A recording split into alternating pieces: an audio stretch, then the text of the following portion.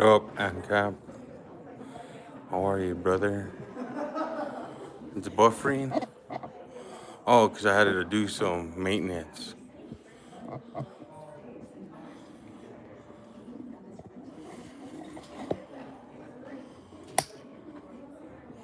How's the quality now? Is it better?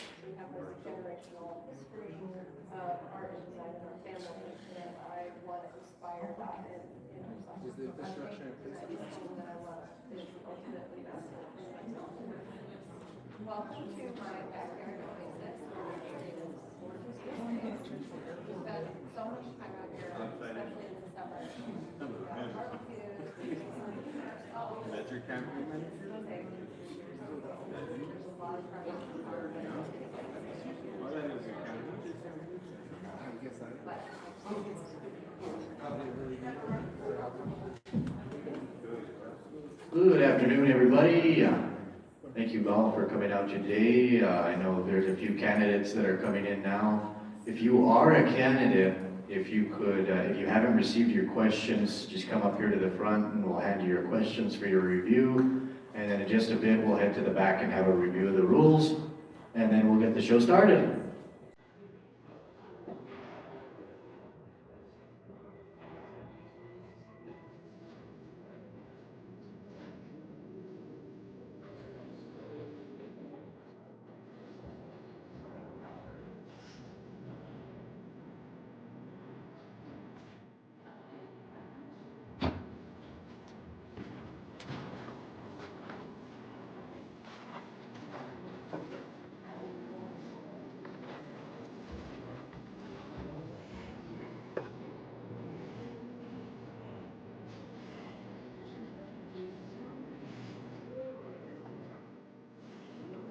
Were you guys able to hear what they stated?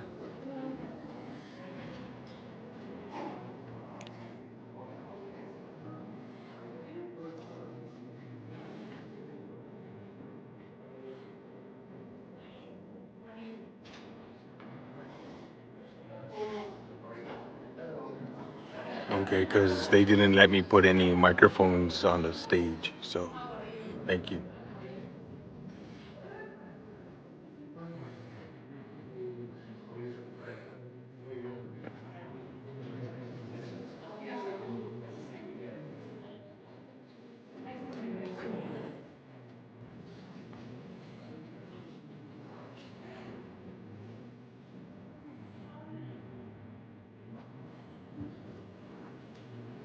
These are good questions.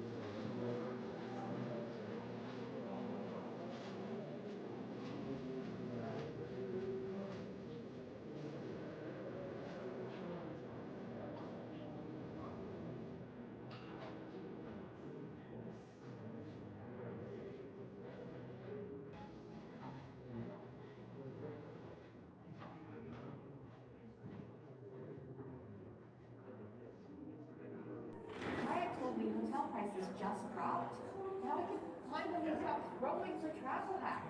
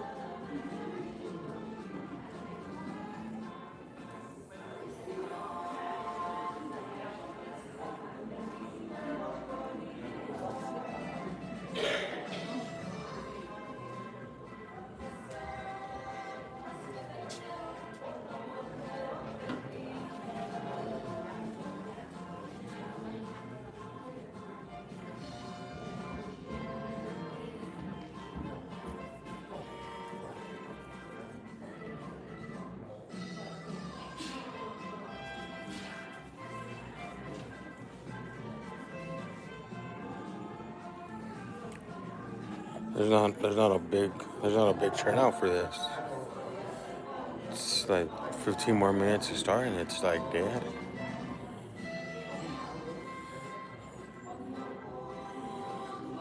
There's not a lot of people here.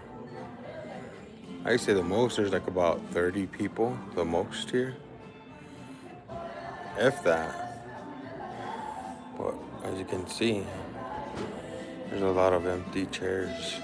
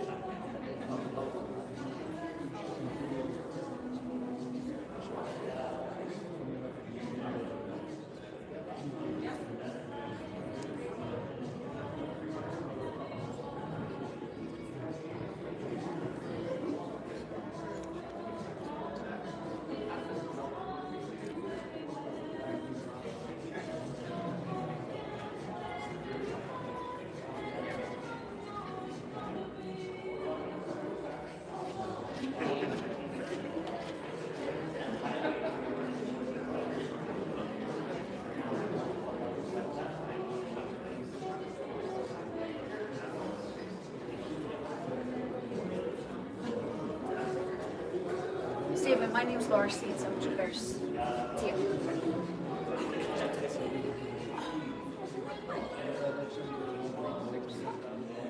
Just a reminder announcement, candidates are allowed to place signs but not hand out cards or any other campaign objects during the debate.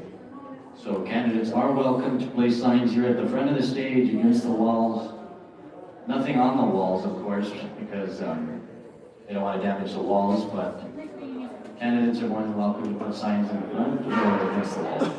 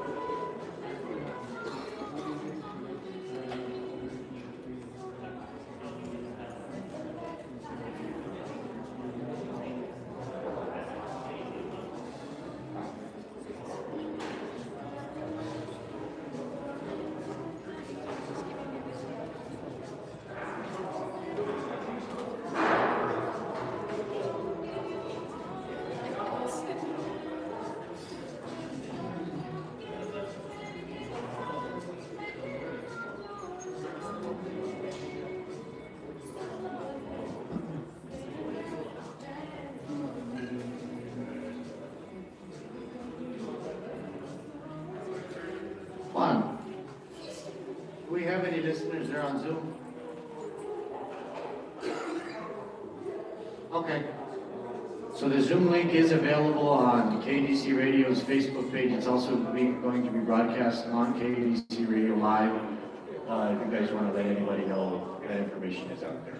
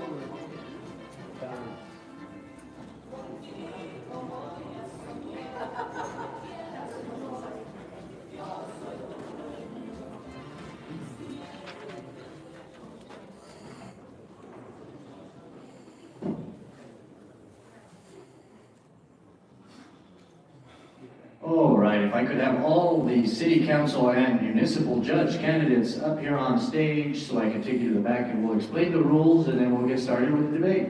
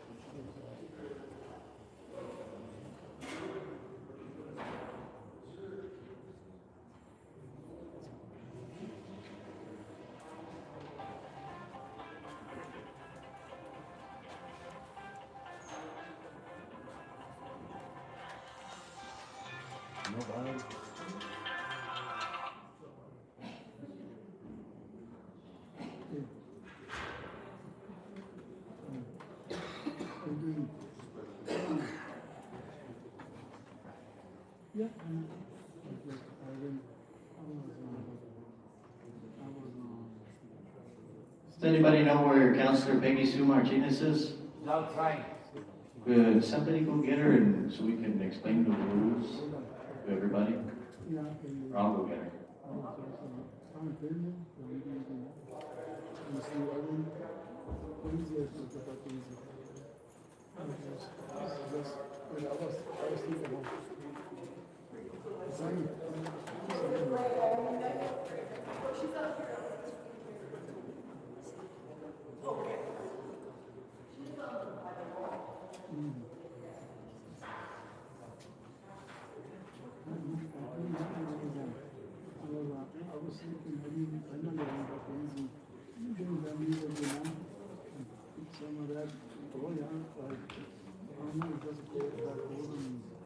You're the one asking the questions. No, bro. I wish, bro. I'd give them some hard ones. They don't want me to ask these people questions. They have that little guy over there. Ask questions. Well, it's from the college, the students can also. Is it? I think so. I thought it was the Or chambers. something. Oh, I don't know. Maybe I don't.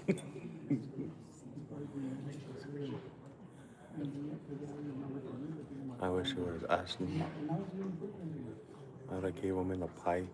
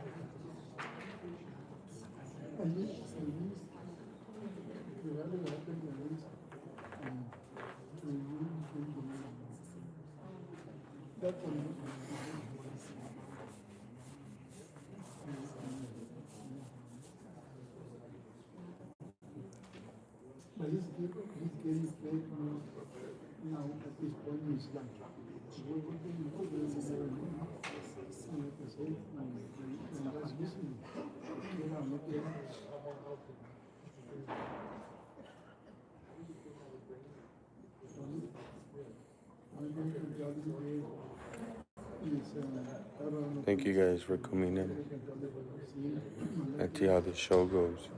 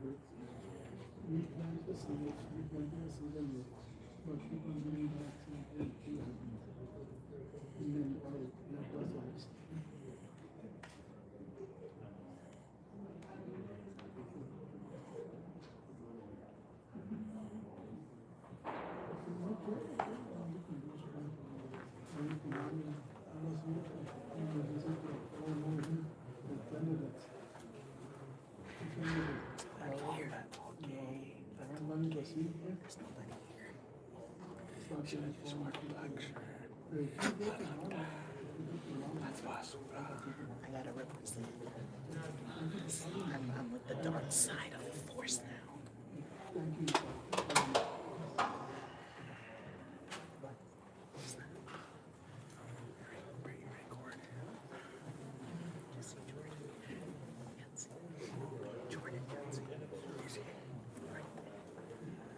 This guy right here.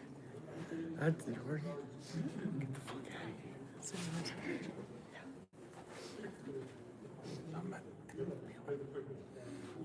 You gonna take my chair, sir? I'm gonna sit next to Chris.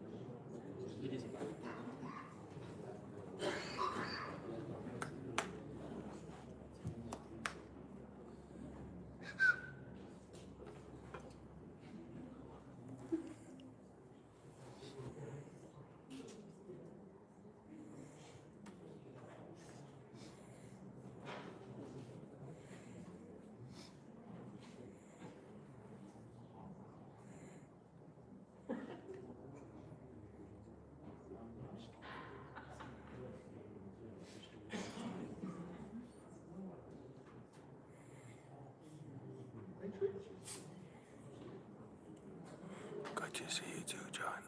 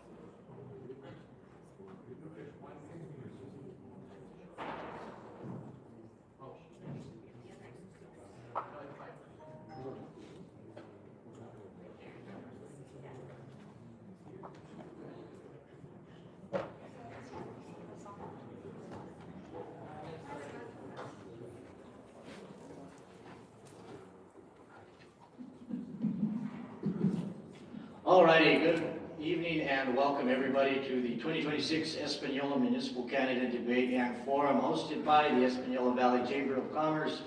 I am your Board of Directors President for the Espanola Valley Chamber of Commerce. My name is Adam Encinas, for those of you that do not know me. I appreciate you all for coming out this evening to take part in our democracy here for the city of Espanola.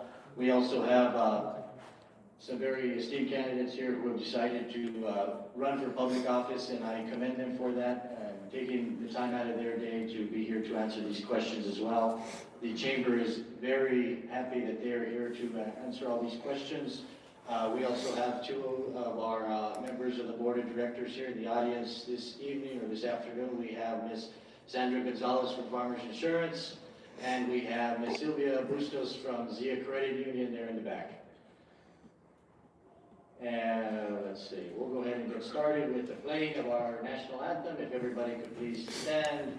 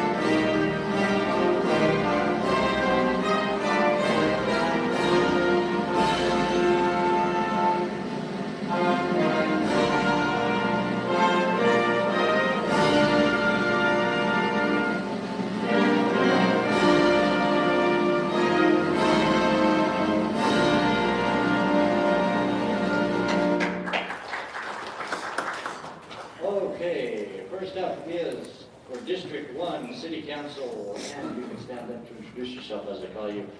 You're up first, Mr. Aaron J. Salazar, District 1 City Councilor, incumbent running for District 1 re-election. Next up is Mr. Jacob Torres. Next up is Ms. Michelle R. Martinez for District 2. And also for District 2 is Mr. Stephen S. Salazar. District 3, Floyd Archuleta. District 3, Manny Manuel J. Martinez. And District 4, who unfortunately could not join us this evening, would be Justin J. Salazar Torres, who is also our Mayor Pro Tem. And now for our municipal judge candidates, Ms. Peggy Sue Martinez and Judge Joseph W. Madrid.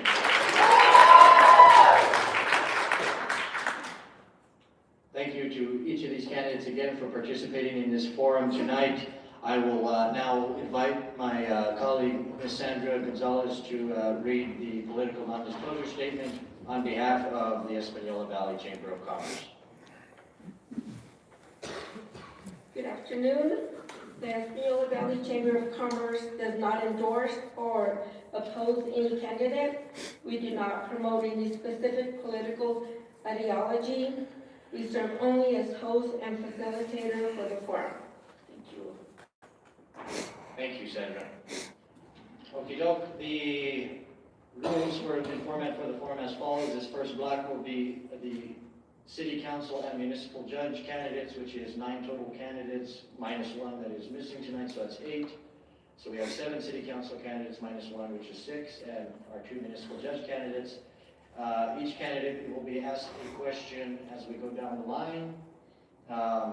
This evening we have our moderators asking the questions. We have Ms. Jennifer Garcia from the Rio Grande Sun joining us, Managing Editor, right? There we go. And then we also have Ms. here sitting to my left at the table is Ms. Carol Clark from the Los Alamos Daily Post.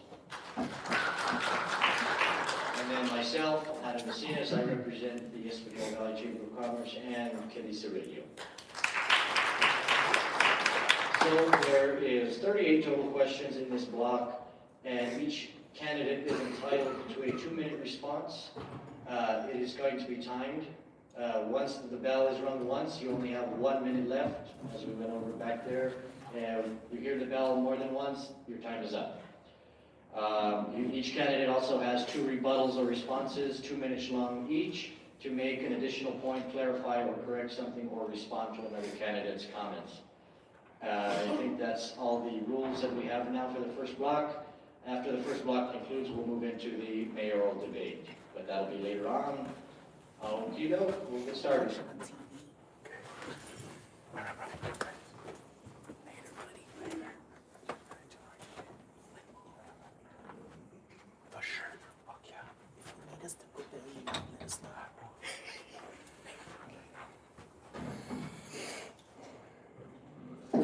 The first question section is vision, and the visions that you will have if elected to your desired position for the city of Espanola. First question for Mr. Aaron Salazar.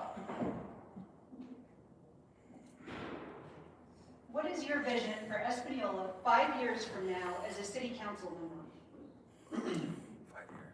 Thank you. Good afternoon. My vision for Espanola for the next 5 years, of course, is get a comprehensive plan going, getting in place.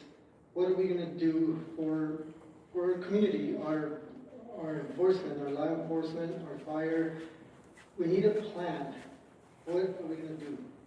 Without it, I mean, we're going to be lost.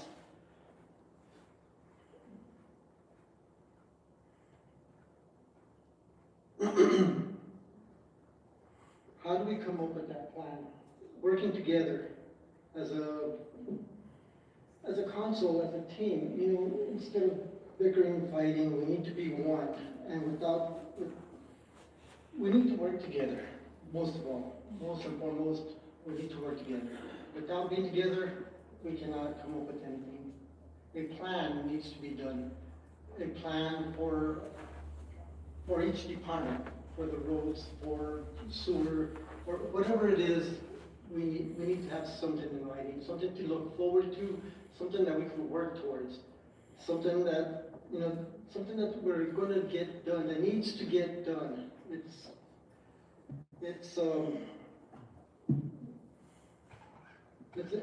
important to get these plans in place, something to look, that we could look at, something that, you know, we're going to be doing together as a council is, you know,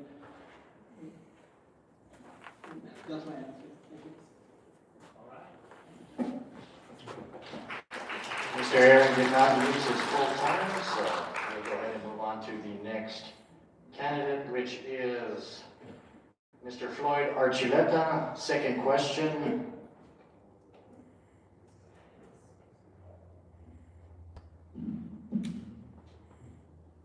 What initiatives will you support to enhance parks, youth programs, and recreational opportunities that promote a healthy community in your respective district for the future? Thank you for the question. I have been involved with youth programs and community recreational programs for forever, from coaching Little League to EVCA, and one of the things that I know was always important to us is to make sure that we have the right facilities in place for us. And so I think it's important that we have facilities that will be able to motivate people to want to participate in these programs.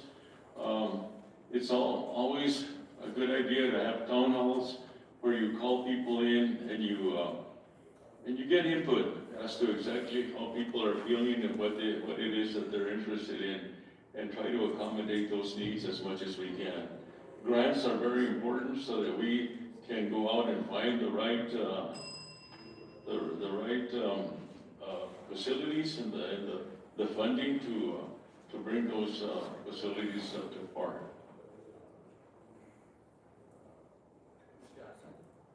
I think that's it. Mr. Archuleta reserves the rest of his time. Moving on to the next candidate, Mr. Jacob Torres. Question number 3, vision. In your view, what role should Espanola play in the larger regional context, including Santa Fe, Los Alamos, and tribal communities over the next decade? That's a good question. Thank you so much. You know, the bottom line is that Espanola is the key to all the communities in the north. You have to come through here before you go anywhere. Of course, all the communities around us come here because we have the Walmart, and we also serve them as well. As related to Los Alamos and other cities, we are the workforce. We are the ones who go to Los Alamos every day to work. We also have a big opportunity to create housing to support Los Alamos and Santa Fe and other places.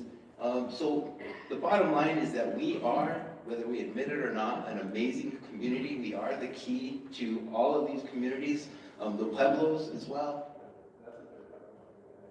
All we need to do is lead that way and understand that we have this role to play, and then engage everybody who's around us. And I do envision one day that we have a functioning, working relationship with the pueblos, the people who we share this community with. And ultimately, that's my hope for my time, if I get to serve the community, is to create relationships between our neighbors and start serving the people who come to our community, because, yeah, we are more than we think we are, and we need to act that way. Thank you. Mr. Torres reserves the rest of his time. Moving on to the next candidate, we have Judge Joseph W. Madrid. In the section, let's see, let me get to my page here. Sorry. This section concerns judicial philosophy and experience. For the first question, we have Ms. Carol Clark. What inspired you to run for the position of municipal judge, and what unique qualities do you bring to this role? Thank you for that question. I think inspiration. I grew up in a household that was state police, New Mexico State Police for 21 years. And then when I was in high school, my father decided to be judge. I didn't know how that was gonna go. We go from law enforcement to the judicial branch. And just kind of growing up in the life really inspired me to show me that I can do good for my community, and I can do that from the bench. The unique qualities that I bring to the table for this role is I've been doing it the last 4 years. I've shown that I can be impartial. I've shown that I am non-biased. I have done the job. I have the background behind it. Since 2011, I've been working in the court. Some people would say college is important. I also think college is important, but the working lay worker is really important as well. When you start from the bottom and you climb your way up, that's important because it's on hands-on knowledge. And since 2011, I've been in the court system learning all that knowledge. Therefore, that's probably one of the best unique qualities that I bring to the role. Another unique role that I bring to this, to the bench is I'm young.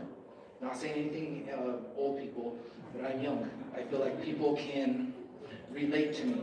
They see, when I go into the schools, into the elementary schools, they relate to me a little bit more because I'm a little bit more funner, I get out there, I dance with the kids, I show my true person. I say that that is a very unique quality to being a judge at 34 years old, is I can relate to the older people because we all have older people in our family. I can relate to the younger people because the youth has always been my passion, and I could just relate all together. I could also relate, one of the other unique qualities I have is I have had substance abuse in my family. I've learned from it. I've read a lot about it just to understand it. Thank you. Thank you. Next question, on to Mr. Manny Martinez. Question.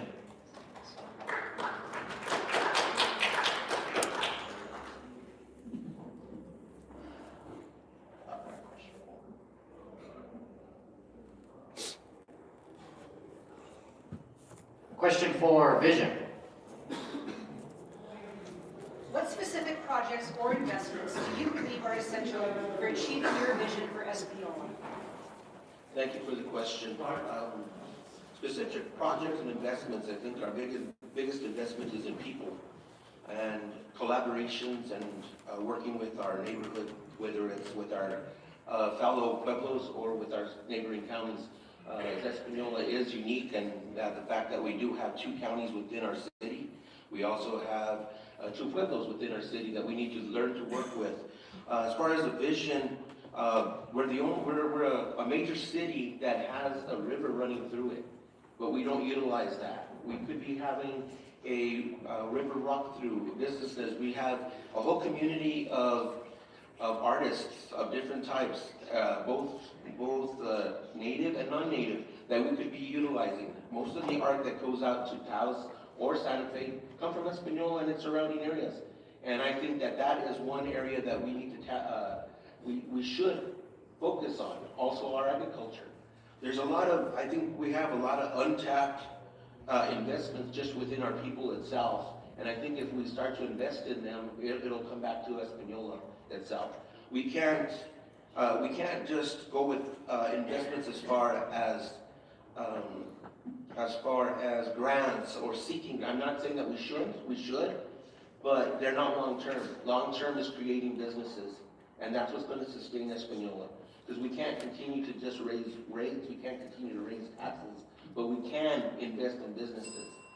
So that's part of my vision for Espanola, and I think that's something the City Council should achieve. We also have to be very stringent on our budget to make sure that we are staying within our budget bounds so that we continue to invest it correctly and wisely. That's my thoughts on that. But I do think that Espanola has a lot of untapped potential that has been sitting like, it's like as my scientist friend here would say, it's like an explosion waiting to happen. And I think that's what we're waiting for. It's just a matter of, thank you.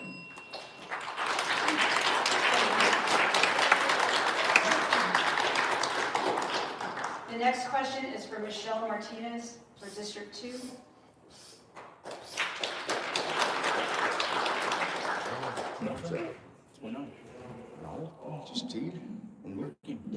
This is a leadership question. How will you collaborate with your fellow council members when disagreements arise? Thank you, Ms. Garcia. Thank you, everyone in the audience, in person, online, and radio for tuning in today. How would I collaborate with my fellow council members when disagreements arise? I think the key is communication, active listening, being empathetic and understanding to others' opinions. Not everyone knows the right answer, but collectively there's 8 people on the council plus the mayor. You need to learn to have disagreements in a positive and healthy way. There's nothing wrong with healthy debate. If there's issues that come to the forefront that are really pressing that can't be handled in committee, then we probably need to schedule some work sessions to allow additional time to hash out those different views and solutions or visions for what the answer to that problem is. You know, we have to be able to tap into listening to experts when it's about projects. You know, there's a lot of knowledge within the council. You have business owners, you have educators, you have people who work in government, and so realizing all the strengths that everyone brings to the table and respecting that, I think, is key. A lot of the times people listen to respond versus listening to understand. And I think if people would take the time to listen to those around them, we would learn to communicate actively, positively, and solution-focused. So I think, you know, just taking that time, showing respect and professionalism is the key. Thank you. Ms. Michelle Martinez reserves the rest of her time. Going on to our municipal judge candidate, Peggy Sue Martinez.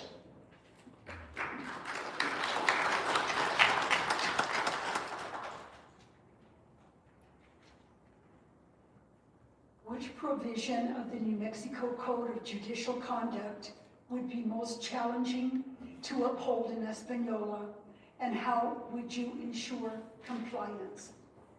Thank you for the question. I believe that the question is which provision of the New Mexico Judicial Code would be the most challenging to uphold in Espanola, and how would I ensure compliance? And I think it goes into conflicts of interest, especially in a close-knit community. Espanola is very diverse with many, many different cultures in our community, but we also have ties to each other that are unbelievable. If you start to think about who's your cousin and who's their cousin and who's your brother-in-law and who they're married to, before you know it, it's intertwined. And that could become an issue for a judge in a small town like Espanola. The main thing that one would have to do is utilize the disqualification provision of the state of New Mexico, which allows for a judge to recuse themselves in a situation where there might be reasonable situation of impartiality. Sometimes it would be important also to utilize that even when there's no actual bias. Sometimes a judge may have to recuse themselves in a situation where there could be perceived bias by the community. The best thing that a judge can do is to make sure that they are fair and impartial. And any time that there is a perceived bias, it stains the court. So it's important for a judge to remain as unbiased as possible in doing their job at all times. Thank you. Municipal Judge Candidate Peggy Sue Martinez reserves the rest of her time. On to Mr. Stephen S. Salazar.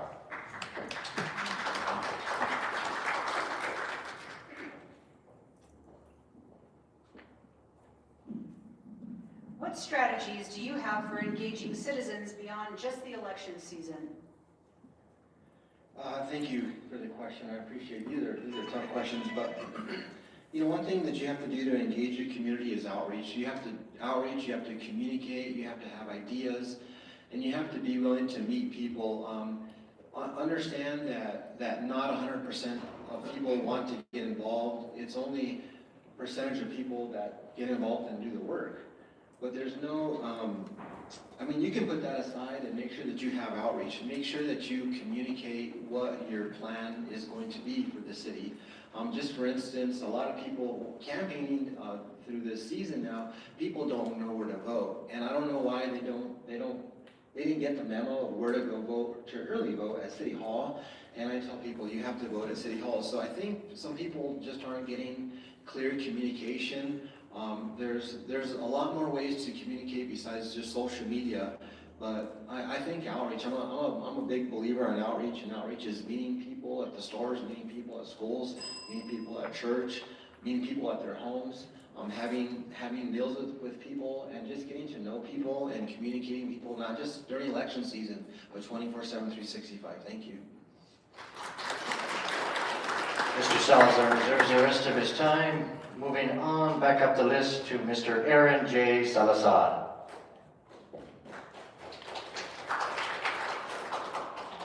What does a functional and cohesive city council look like to you? Thank you. A functional and cohesive city council. It's a body that works together. It's one that respects each other. It's one that's going to be responsible. Sometimes we do not agree, but the work still needs to get done. It's never not fun when council does not agree. But we got to come together and make a decision and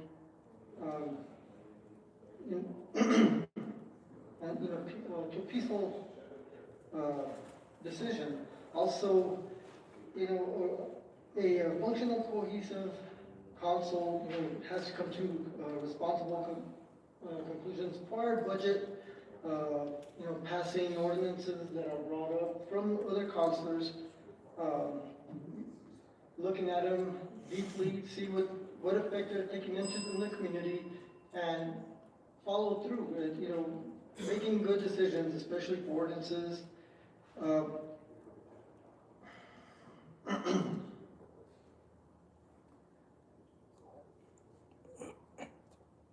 effectively, supporting each other when we're back there, especially, we're listening to all the constituents. That it's not easy being back there, but we gotta support each other and, just working together as a team, as one. Thank you. Mr. Aaron Salazar reserves the rest of his time. Moving on down the list, Mr. Floyd Archuleta.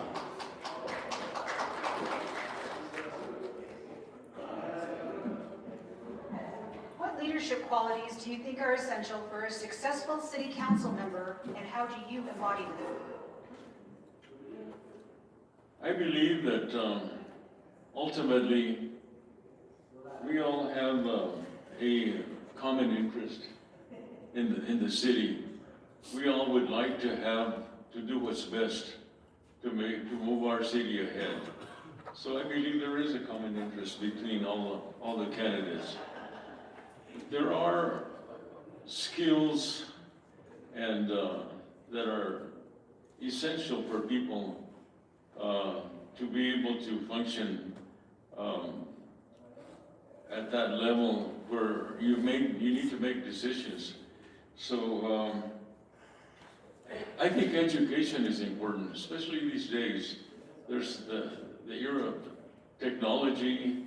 People need to know and be familiar with technology needs and at least have an understanding of how those things work. Management skills are important. Just in any job that you have that I've had in the past, people always required a certain amount of management skills, and to the point where they were actually sending employees to be trained in management, especially those people that were in supervisory levels. So when you get to a city council, you really need to be familiar with the workings of budgets, the workings of management. You're going to be making decisions at every level, and it's always good to have that experience. Experience means a lot, as far as I'm concerned, in being part of the city council. So it's important that we have those kinds of management skills if we're going to come to the level of serving on the city council. Thank you.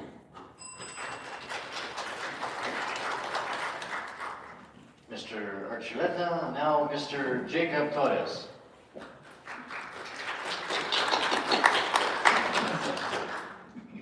How will you handle conflicts or tension between council members to maintain a productive work environment?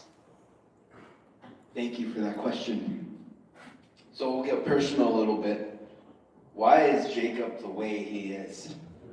Some of you follow me and know that I'm very animated, smiling, having fun. Why am I like that? It's because I grew up in Espanola and I've gone through conflict my whole life here. My friends are always fighting with each other. We always have stuff going on between the families, and no matter what happens, we have to work together, get up the next day and see each other.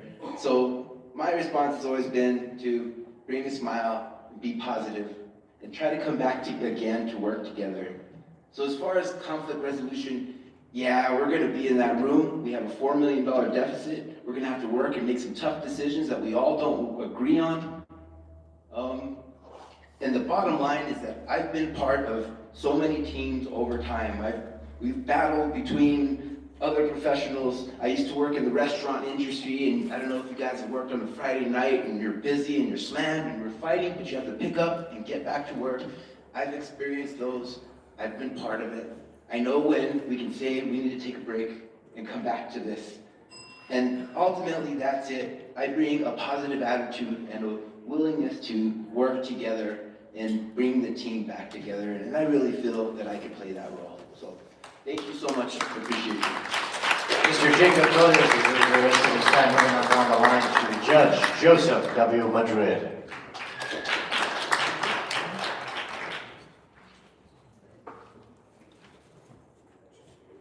How will you handle cases that may involve potential conflicts of interest, especially in a close-knit community? Okay, that's sort of the same question as my opponent earlier. Rule Set 21-300 in the New Mexico Judicial Code of Conduct, impartiality and avoiding impropriety. That is probably, it says it there for some of you that don't know what that is. In a close-knit community like Espanola, we all know each other.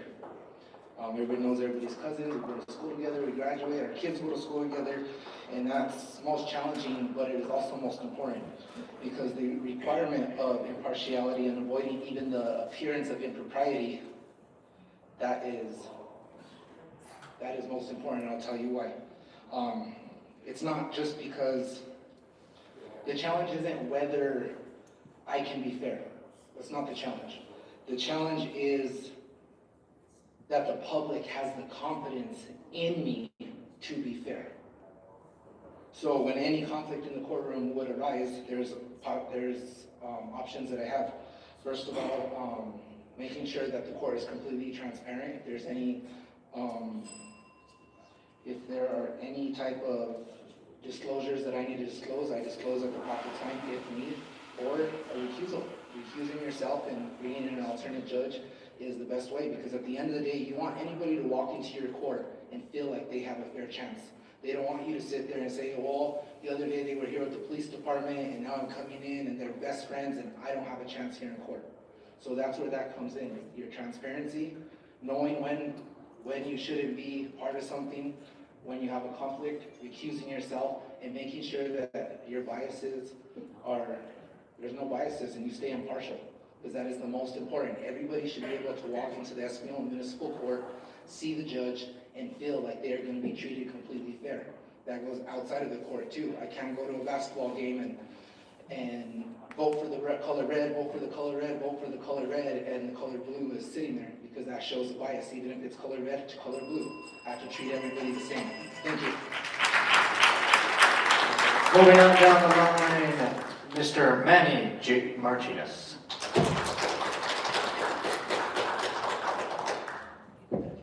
How will you work to provide oversight in eliminating political favoritism in city contracts? Thank you for the question. For oversight, I think it starts with our city codes and our city ordinances that govern contracts in general. I think we need to take a look at them and make sure they're in compliance so that we are not, we're not giving those contracts to whether it's family members, friends, whatever it may be, but that we're actually abiding by the laws that the city is providing. When it comes to contracts, it could be small contracts that only the city manager and the city of the actual department heads are creating those contracts, where it's a larger amount where the city council itself has to approve. So I think it starts there on the oversight with the codes and the ordinances to make sure they're in place, so that this does not continue. So, or if it has been in the past, we have to stop that and make sure it's fair, impartial. We also have to look at local contracts.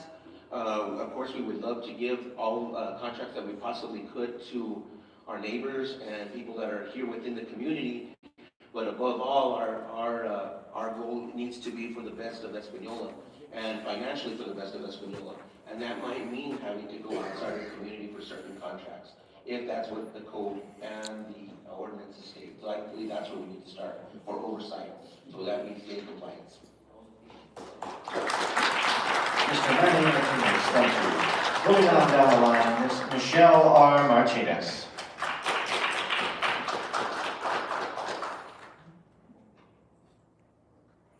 Given a $4 million budget deficit, how will you prioritize spending to address the most pressing needs of the community with your fellow council members? Thank you. $4 million, that's a large number for a community like ours. When you look at the overall budget, that's about 40% of it. So that's very disheartening to hear. But I think the commitment that each of us has is to our constituency, to the people. The priority needs to be that is those that we serve. So we need to ensure that essential services are kept in place, that we're providing what our constituency needs, and that we're providing our employees with payroll and making sure that they're able to take care of their families. I think that has to be the #1 priority. Secondly, I think we need to focus on making sure that we're spending and being fiscally responsible. I think everyone comes with their own agenda. They have things that they would like to see accomplished during their term, but I also think they need to be reasonable. And people also need to not just come wanting to spend money, they have to come with solutions and options to try and bring more revenue to the city. We have to look at grants, we have to look at partnerships, we have to look at different things in order to grow our city.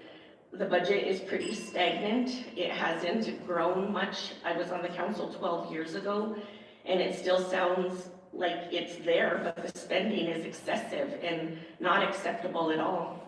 So we owe it to our future generations, to our current residents, to do what's right, to think reasonably, act responsibly, and take care of our citizens. So, it's really putting egos aside and working as a team to build our community, because we live in such a beautiful place and there's no reason that we should not be growing and thriving. It shouldn't always be a battle just to get the basics. Thank you. Ms. Michelle Martinez, thank you. On to our municipal judge candidate, Ms. Peggy Sue Martinez.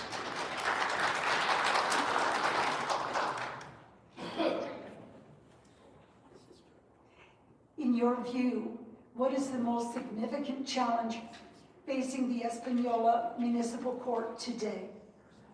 Thank you for the question. In my view, what is the most significant challenge facing the Espanola Municipal Court? I definitely don't believe it's the caseload. The judge is currently hearing on average about 30 cases a month, which means 1 or 2, 3 cases max per day. That leaves at least 6 or 7 hours in that day to in fact affect this community. So I would think that the challenge would be in community outreach. I think that it's very important for the court to engage in programs for the youth regularly, somewhat like Red Ribbon Week, but not Red Ribbon Week, like anti-drug education regularly in our elementaries, in our middle schools. Also in the middle schools, I'd like to see a mentorship program where we have adults mentoring those youth, especially those that don't have strong mentorships in their homes. I think that if we can in fact utilize the judge's position to create ways to keep our youth on the good side of things and not utilize our court system ever, that would be the best way that we could do that. I really feel like there's opportunity in that realm for this position, and that's really the reason that I decided to run for this position, because that's where I feel that I'm the strongest with community outreach. I have connections to Espanola Elementary, to Los Niños Kindergarten. I work well with the counselors there. I also have engaged with the counselors at the Espanola Middle School, Carlos Vigil Middle School. I have a program that I've been working for over 14 years that brings 92 gifts to the city of Espanola, sponsored by a union in Los Alamos. I have the awesome responsibility of interviewing these people. Thank you, Ms. Peggy Sue Martinez. Moving on to Stephen S. Salazar.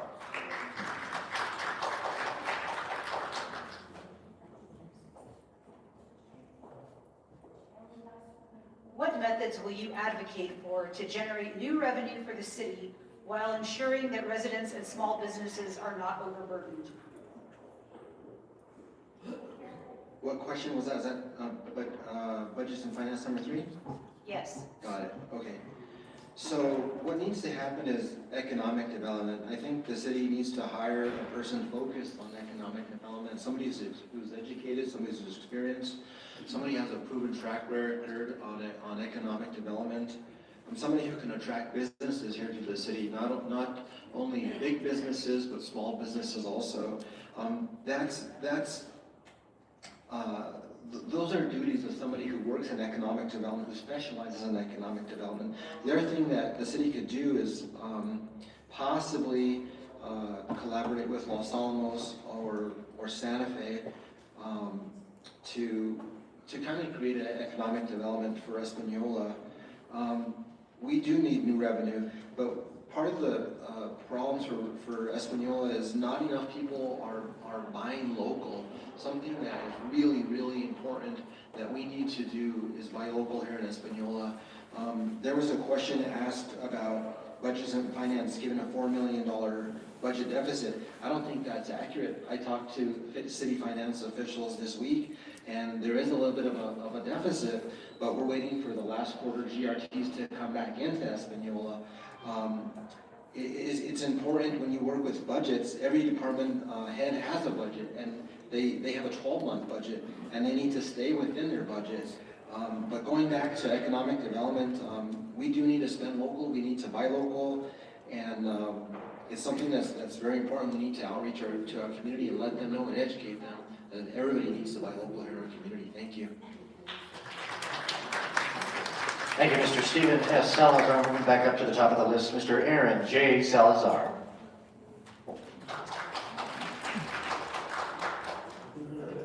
How will you ensure that budget decisions align with the community's long-term goals and vision? Thank you. Thanks for the question. Of course, our budget,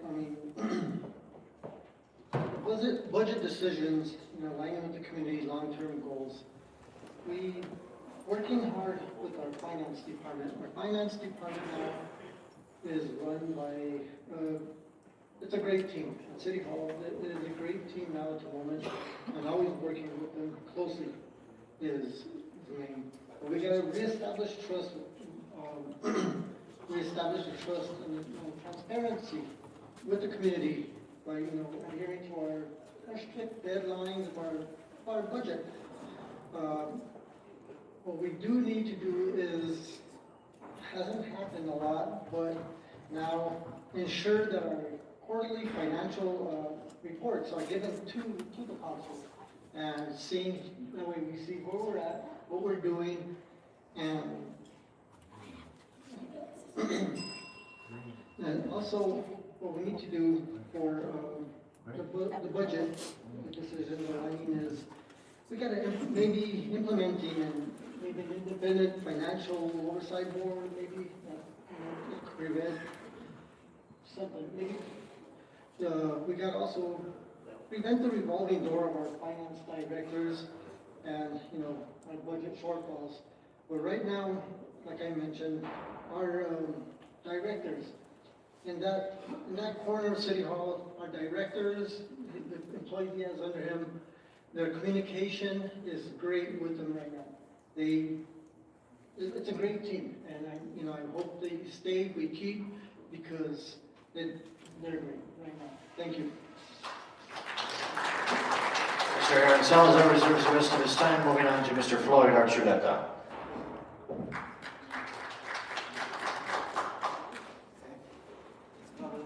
What strategies do you have in mind for addressing rising operational costs while maintaining essential services? Well, that's certainly a challenging one. Operational needs are essential to provide for the needs of the community. Unfortunately, our budget situation isn't where it should be, but budgets are never really where they should be. It doesn't matter where your budget is, there's always more of a need that comes up. During the time that I served 20 years on the city council, and during the time that I was on the city council, our budgets were better than what they are today, actually, but they were never to the point where we really wanted them. And that's usually the case with any organization. But so we were able to accomplish quite a bit during the times that I was on the city council. One of the reasons why we were able to do that is because we took it upon ourselves to go out and visit with our congressional delegations, establish a communication with our congressional delegation, our state legislators, and we lobbied in Washington, in Santa Fe, and we were able to convince people that our projects that we had in mind were essential and that and to get support from them. So if you look back at the Plaza Espanola, that's something that we were able to do, new streets, the industrial park, a number of projects that we have that we were able to do to create a paid fire department.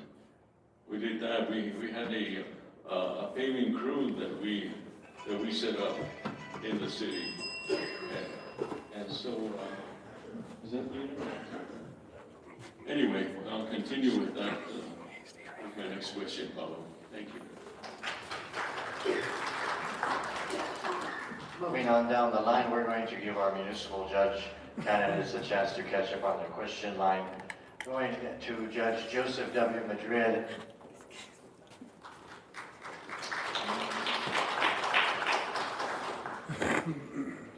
So this is under community engagement and transparency. How do you plan to engage with the Espanola community to ensure transparency in your judicial decisions? Okay, that's a good question. Very good question. First of all, transparency through process, not outcomes. As a judge, I cannot walk out of the court and talk about... Just a second, Judge. Could you tilt the microphone? Mr. Luna, can you hear back there?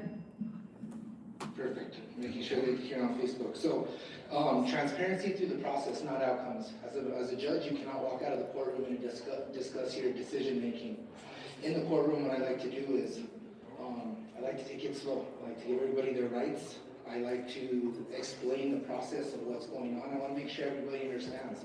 We have such a diverse community that if we need to get somebody language access or interpreter, I want to make sure that everybody has their steps and their constitutional rights are intact. We do that, like I said, through transparency through the process, not the outcome. We make sure that if anybody has questions, I answer them according to the law. There's some questions I can't ask. One thing I do encourage people to do is if I ask them, how would you like to plead? Your options: guilty, not guilty, or no contest. And somebody sits there like, I always tell somebody, how about we do this? How about we reschedule you? I'll give you a couple weeks.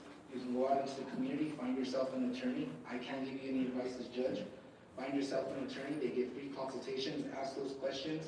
If you want to come back in next Wednesday, you can do a walk-in and enter your plea at that time. If you need time, I'll give you the time.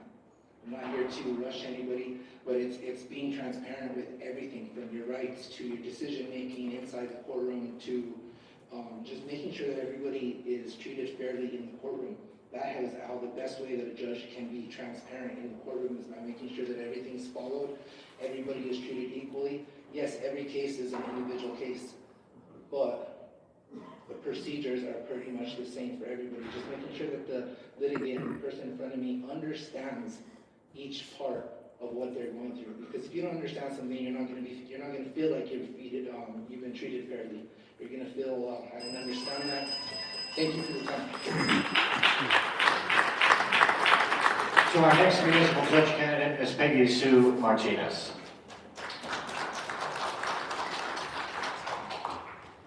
Thank you. The question was, how do you ensure transparency? Judge Madrid, during his time as municipal judge, refused to attend public safety meetings. Why is this important? This is important because when Judge Steve was the judge, every single month the council got a complete report as to what was happening in the judiciary branch of our government. It's actually a state law that we're supposed to get that report, and it's supposed to be delivered. The difference between the way that Judge Madrid has presented and the way that Judge Salazar presented is that Judge Madrid gave the report like a regular department report.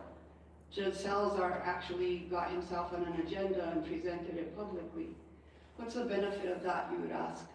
The benefit of that is that our meetings are online, our meetings are on the radio. It helps people to understand what is happening in the judiciary branch of our community. It's very important to understand that if one arm of government is not communicating well with the other two arms, things can fall apart pretty steadily. The other thing that I'll say about this is that I'll do everything in my power to be as transparent as possible with the governing body and with the public at large. I think that teaching people the way that the court system works is important. Also, having some type of classes for people that don't understand how the court system functions in our community would be important. I also believe that having after hours for people that are employed so they don't have to miss their job to come to court on a citation or come to court on some kind of issue. Having after hours at least once a month or twice a month would be beneficial to those in our community. It would help them to get their stuff done and be accountable to the community and their citations without having to miss their job. If you'd like to use one of your responses, Mr. Judge Madrid. All right. Judge Madrid to respond. I have 1 minute for a rebuttal. 2 minutes, okay. Sorry, now. The law, the way the city ordinance is written, is the judge is to submit a financial record to the governing body every month. It doesn't state for me to give stats on graffiti, give teen court stats, give stats of how many shoplifters. It doesn't say any of that in the ordinance. It says that the judge is obligated to give a financial report to the city of Espanola. So I do that. I did go to public safety meetings. My opponent is public safety chair. I sat there in every meeting, and it's in the meetings. You can go back and look at the recordings. Every single time that the court brought up a problem that we were having, it got turned back around and it was told it was my fault. So when I looked at the ordinance and I said, I don't have to give all this information, and why should I only give to the public safety chair? I present to the full council now. My report goes up there, and I always stand for question. At that point, if any councilor or the mayor has a question about the court, I am there to answer it. This is the reason why I stopped doing public safety. Going to public safety because I felt as a judge, even as a constituent, that when I would go there, it was fighting against a brick wall. They did not want to help. They did not want to work with you. Get over it, move on. So what did I do? I looked at the law, I followed the law, and I submit my financial report to the city of Espanola because that's what it is. It's not about me, it's not about them, it's about our city. I always tell everybody, if you have a question, I told Mr. Luna back there, we all know Mr. Luna, I told him, if you have a question about the court, you walk in through the front door, I will pull the finance books out, I will show anything that I can show you under the letter of the law. If you want to see cases, then there has to be a specific way to go about that. But my door is completely open and I've always been transparent. Those that have wanted to work with me, respect me, those that wanted to sabotage me are now here throwing stones. Thank you.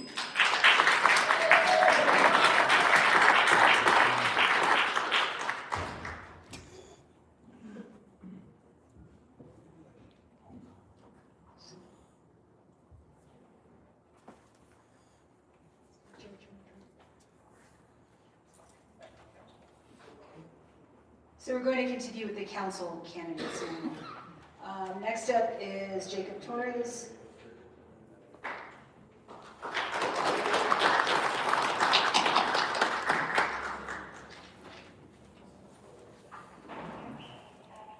So this is under community development. How will you create a balanced approach to attract new businesses while simultaneously supporting locally owned enterprises? This is a real important question. Thank you so much. This is probably a big, core, passionate thing that I'm dealing with right now. But yeah, we've been shrinking as a city. I think that's documented in the record. We've been losing businesses. And then we've had a lot of issues, particularly in my district where I'm at. The bridge is closed, the Yanaki Bridge. Of course, we need to be thinking about bringing in more businesses and helping others to come up. But I feel like there's an emergency right now for the businesses that are struggling because the bridge is closed. We should really be involved in putting our weight behind supporting our businesses, whether it's a social media blast, whether we all go visit there and spend some money there, whatever we can do to support the businesses that we have now. That's an emergency that we need to be working on. And that's something that keeps me up at night. I really worry about that. Hopefully the bridge will open, and ultimately, we need to grow as a community. And so our family businesses, we'll work with them. The city needs to be an open hand and a smile and tell you, how can we help you? How can we support you? What can we bring? Can we listen to you? Those things, we need to be available for our businesses because they drive our community. That's the bottom line. We have a lot of wealth here. We talked about the potential for housing. Also, we're a big agricultural area, and there's a lot of need for controlled environment agriculture, sustainable farming. We have a lot of sustainable farmers, a lot of practices here that we can teach the world, that we can produce more food. All of these things, there are investments that we can bring here if we have a welcoming hand and if we're willing to be there and engage with these different people. And I feel like that's what I would like to bring. I would like to bring a willingness to work with everybody, to help them to see how we as a city can support them and get their back. Bottom line, shop local, you guys. Visit the businesses around the bridge and that area.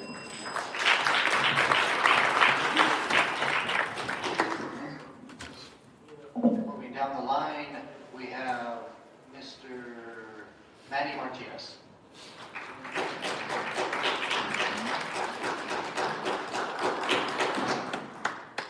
What plans do you have for addressing vacant buildings, blight, and underutilized properties in Espanola? Okay, this is one of those tough questions. And I say it's a tough question because this is where decisions are going to need to be made by city council that's going to be very unpopular with some people in our community. Vacant buildings, underutilized properties, that's what kind of defines us as people, or especially visitors that have never driven through Espanola. That defines who we are as they drive through our community. And that's something that we need to change. I think we need to start with our codes, our zoning permits, our zoning codes, and see what we need to change to be able to attract those new businesses. We also have to look at the owners of these properties. Are they being responsible to their properties? Because that's a big key. We don't want to clear a property out simply because it's on fire. And that's kind of what's been going on lately in our city. Our fire department's having to take care of on vacant buildings. Why? Because they're on fire. And we need to change that. We need to change this culture when it comes to that. I understand the importance.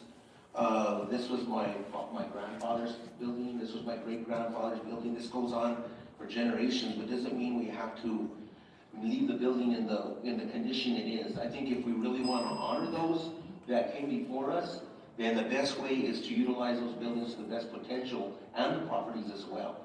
I think it's important that we start within our business district, starting from San Pedro all the way through Ranchitos and all the way through Oñate Street, and we need to utilize all these properties. So that we do have, if we do that, well, that's going to bring up our GRT, that's going to bring up tax revenue, that's going to allow us to do a lot more for our community. And I think we have to, we had a comprehensive plan that was created back, as far as when I was in office back in, under both Mayor Sanchez and Mayor Lucero, and we can't continue to create or recreate or reinvent the wheel. We have it in place, we just need to start utilizing it. Thank you. Moving back to our municipal judge candidates, the Honorable Joseph W. Madrid to answer.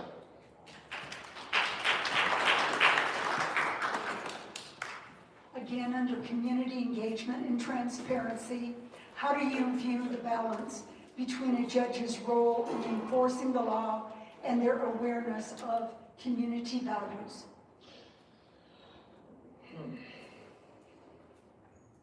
So first of all, the law comes first. The law comes completely first. It's not my job to change the law. It's not my law to bend it to my personal feelings. The law is the law.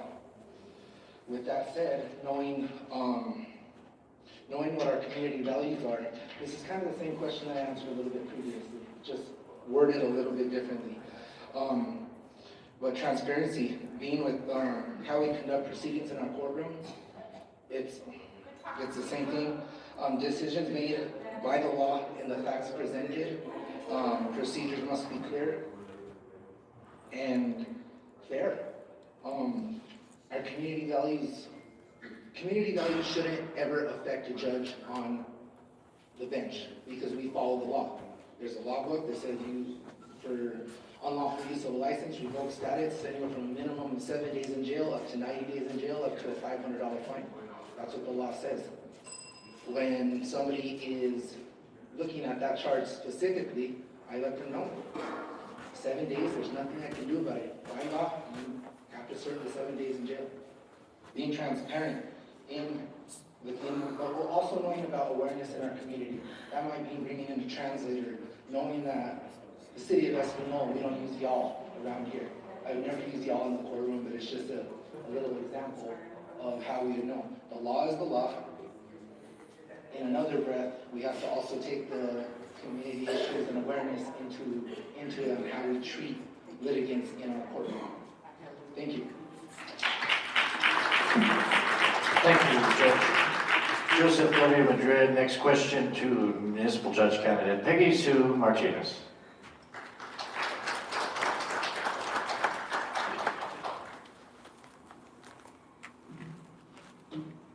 Same question.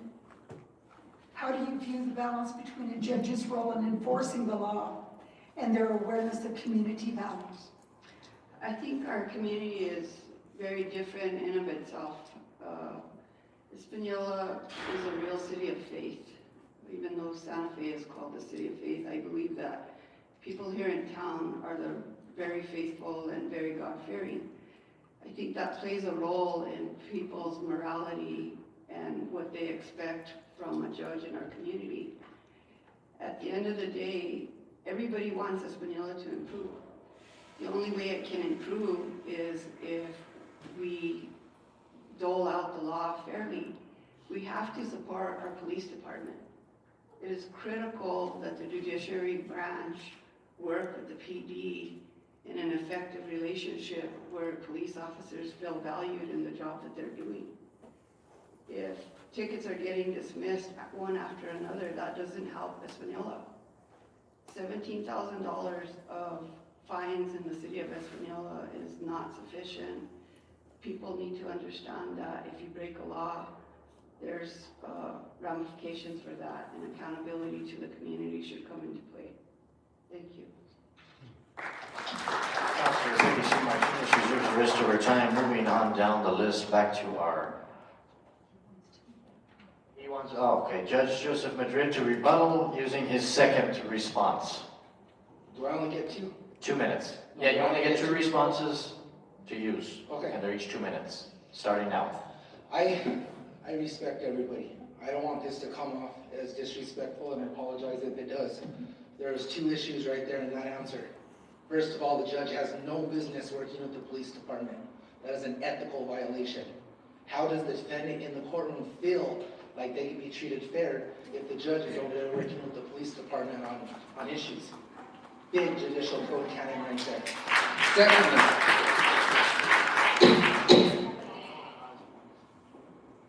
Secondly, I appreciate my opponent filing for this position. And I'm not going to get another rebuttal later, so I'm going to say this now. I'm answering your questions as a judge, the way that the law tells me that I should answer the questions, following the book.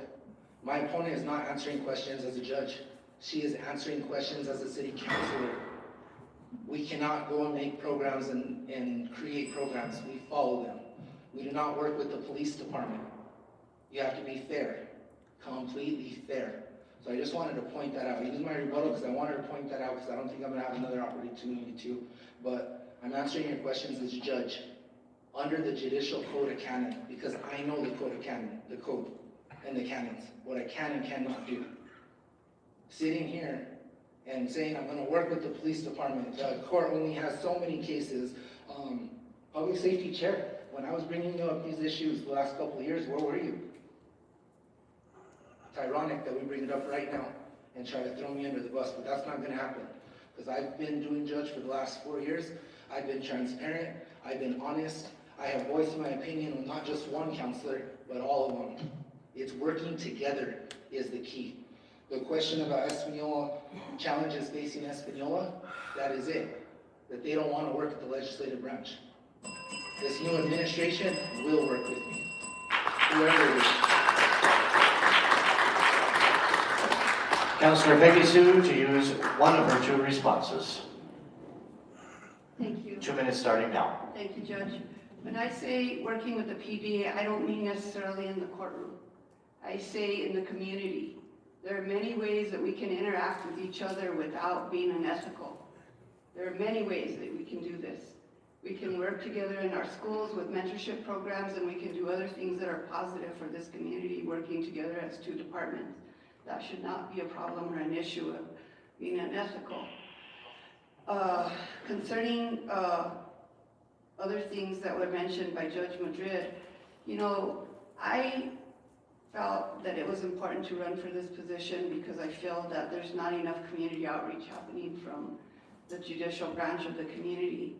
I really feel like we've taken a step back with having 1 cleanup annually instead of 2 cleanups annually, the way we had them with Judge Salazar. I believe that I can work hard. I'm not a person that will sit back and not be involved. I will do everything in my power to engage with the community, to work hard, to bring community cleanup, to establish a hotline for graffiti. We have graffiti on the west side that has been there for 2 months. If you only have 30 cases a month, it's possible to get that done. And I'm a person that will not wait on my staff to do it. I will be out there in the community and I will be very active doing whatever I can do. Also, Judge Madrid got trained when he got voted in. Every judge will receive that training. I'm very devoted to studying hard every single time I have a meeting, and I will bring that same ethic to study hard to be the very best judge that I can be. The state provides us with that training. Nobody on this panel has ever been elected into an elected position that came in for the first time with experience. Every single person that is elected is basically getting on-the-job training.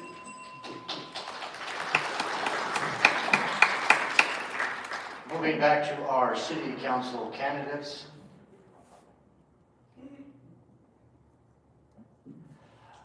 Going on to Ms. Michelle R. Martinez.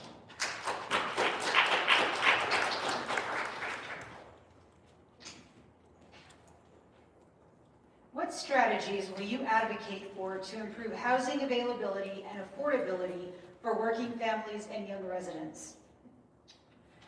I think this is really one of the hardest questions that faces the governing body today. This is an area in our community that has been difficult since I can remember. You know, as a single parent, sole provider, this is an issue that I face. Housing is not affordable in this community. Prices get driven up because of our location, our proximity to Los Alamos, Santa Fe, Taos. We have housing prices very similar to those when a lot of our constituency cannot afford that. So collaborative efforts for housing are imperative.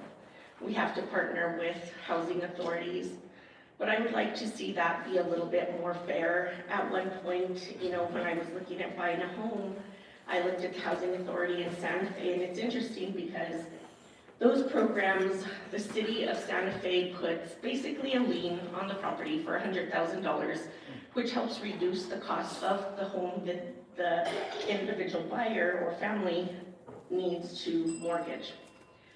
But the affordable housing homes are not as nice as the regularly priced homes. You can look at a home for $350,000. It's beautiful, it has a garage, it has more space. Then you go to an affordable housing home for $350,000. It doesn't even have a carport. The living space is minimal. So I think working with builders that, you know, are fair and equitable as well. Like I said, partnering with housing authorities, working collaboratively with Rio Grande County, Santa Fe County, to try and come up with some joint ventures. We have one on Silky Way, but that's going to be less than 15 housing units, and so this is a really tough one. You know, it's working with really ethical companies. The builders that want to come in, we need, I think, to vet them.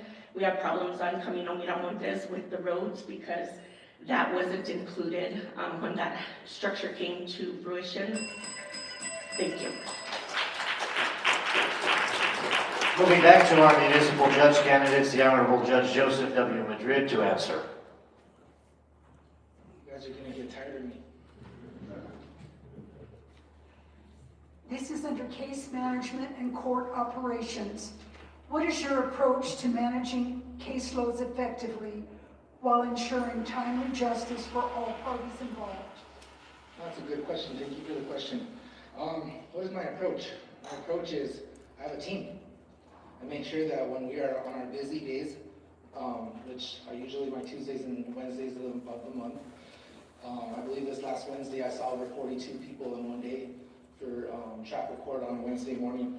I ensure, especially on days like this, because Wednesdays are the busiest day in the week, I make sure that none of my employees are out, that my clerk in the front is ready to go, my administrator sitting with me in the court, I'm taking my time and giving them an opportunity to run files, give out orders in the front. One of the biggest things that I've implemented in the court that has never been like this is I have a trailing docket, which means if you come into my court and you plead not guilty, instead of me saying, okay, what's your mailing address? Okay, we'll mail you this out in 7 to 10 business days. No, we don't do that. When you come to court, whether you're on Zoom or you're in person, you plead not guilty, my court, my staff, we set your trial immediately. By the time you walk out that front door, you're gonna have a notice of trial in front of you and you know exactly the date and time you need to be back. That is one thing that I've implemented that ensures timely justice. Because instead of somebody waiting in the mail, they already know the date. If I do a jail arraignment, your trial is scheduled for April 14, 2026 at 9:30 a.m. It's important you're going to be here. You need to make sure you bring whatever you feel like you're going to need for that day with you. The officer will also be summoned in, and I will give more directions on that day. This is how I make sure, by staffing, making sure my staffing is good when I know I'm going to be busy. The good thing about me is I used to be a clerk first. I sat there with that man over there in the courtroom for a lot of years, and if I don't have the staff and I have people coming in, because I have had the time where I've been in the courtroom by myself and somebody wanted to do a walk-in. I take them in, I go and enter what I can as far as paperwork. I never enter fines because I don't do any type of money like that, but I do get pin out the paperwork and I'm stable enough for me to do it on my own. Thank you. Next question to Counselor Peggy Sue Martinez.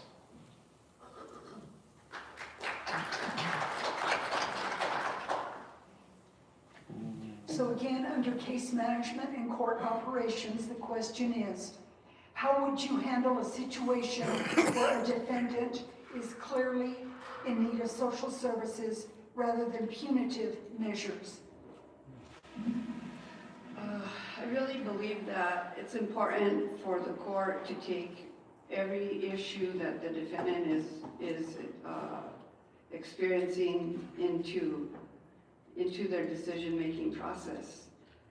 I feel like if somebody is in need of mental health services, that should be addressed, and the court should utilize every opportunity to find those services for that person. If it's severe, I feel like there should be a mental health evaluation done to see if there's something that can be done to help this person without them having to go through a judiciary process. I also feel like there's a lot of collaboration here in Espanola with the help that's available. Pecos Valley off of Fairview Lane is doing an incredible job with people with substance abuse. I feel like the opiate money is opportunity also for the city of Espanola to start to engage in ways to affect drug abuse and how we address that situation for our community. The council had voted to provide overdose response team. Unfortunately, that never got off the ground the way that it was intended. I feel that would have been important for people that are in that situation. I think also having connections with different people that I have right now. I do help people that are being affected by drug abuse situations, families that are in need. There's situations that happen when somebody is utilizing drugs, and when they fix, they have an opportunity at that time to feel okay and like they're not in need. that's the time to strike and get them into a program. So we have to be quick in how we react to these people and their needs. The next question to the Honorable Judge Joseph W. Madrid.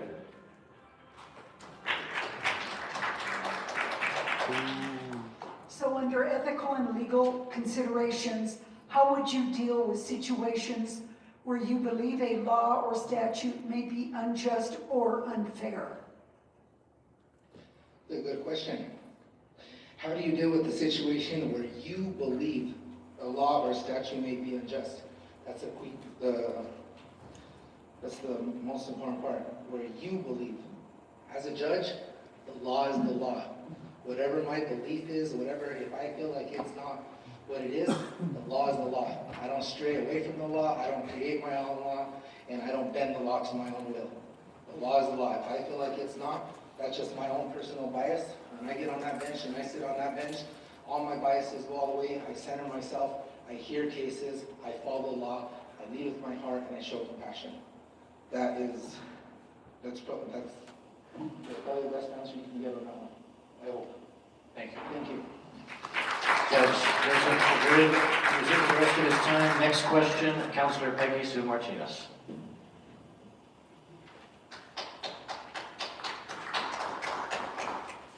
So again, under ethical and legal considerations, what steps would you take if you observed unethical behavior from law enforcement officers presenting cases in your court?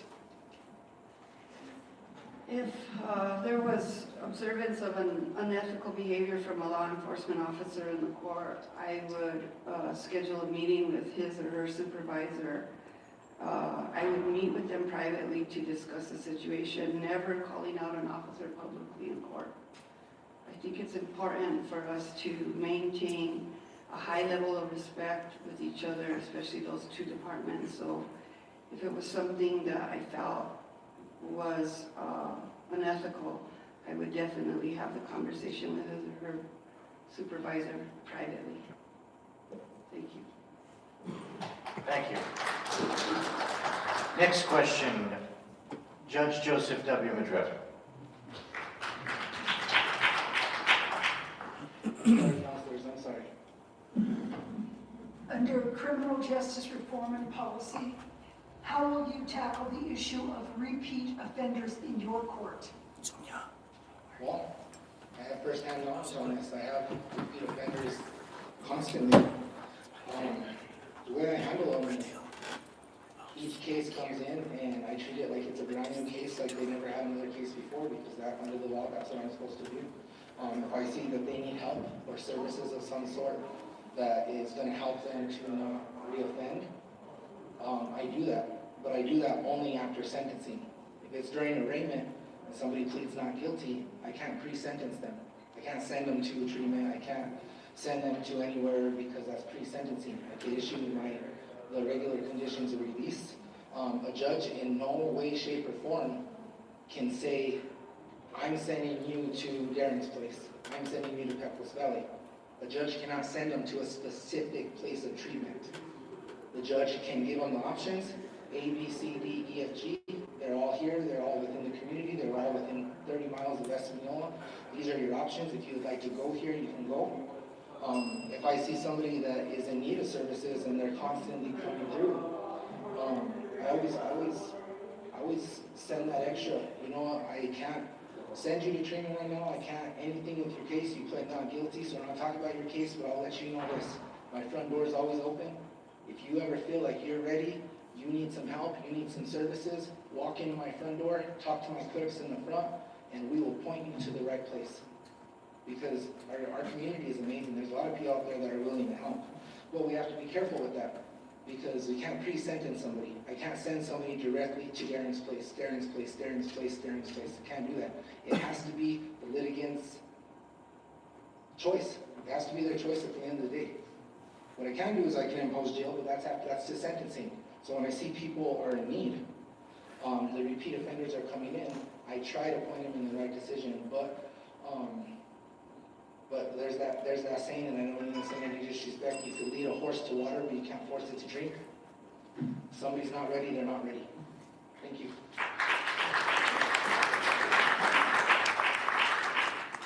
The next question is also under Criminal Justice Reform and Policy, and it's for Councilor Peggy Sue Martinez.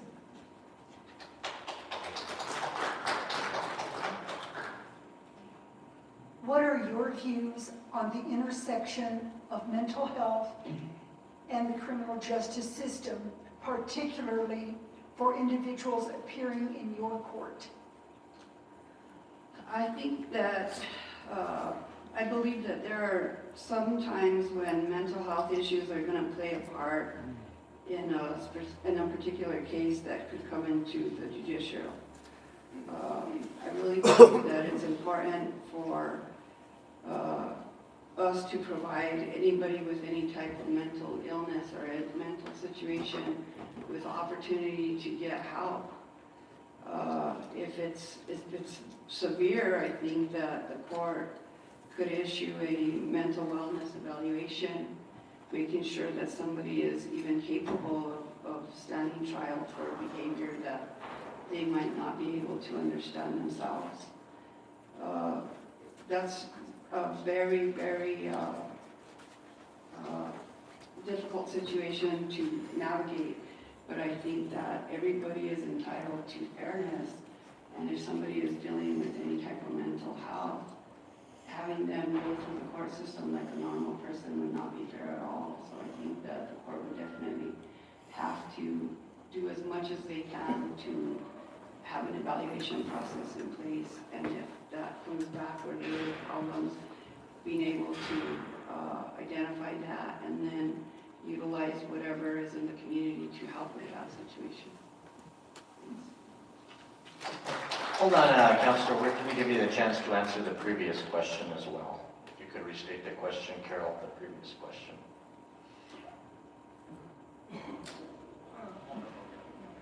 Sorry. How will you tackle the issue of repeat offenders in your court? I would follow the letter of the law first and foremost. Where the law allows for graduated penalties, I would definitely consider graduated penalties. I feel like the roundabout law for the state of New Mexico, releasing criminals on their own recognizance, at first was probably a good law, but after a while, criminals understood that they were not going to have to do jail time. That has really affected Espanola. I really feel like that has been a situation for us. When people repeat offend, and I do believe we have a lot of that here in our community, we need to address it as such. I don't think that we can go beyond the letter of the law. The law always has to be followed. But I do believe that there are instances where the letter of the law does dictate that things get penalized as the progression continues. For instance, if you get your third DWI, it's held different and looked at differently from your first DWI. And as you get more, the penalties become more under state law. So when there is possibility for graduated circumstances and penalties, absolutely, a judge has to do that. In order to keep your community as safe as possible, that's something that a judge always has to take into consideration under the letter of the law. Thank you. Reserves the rest of our time. Moving on to Judge Joseph W. Madrid.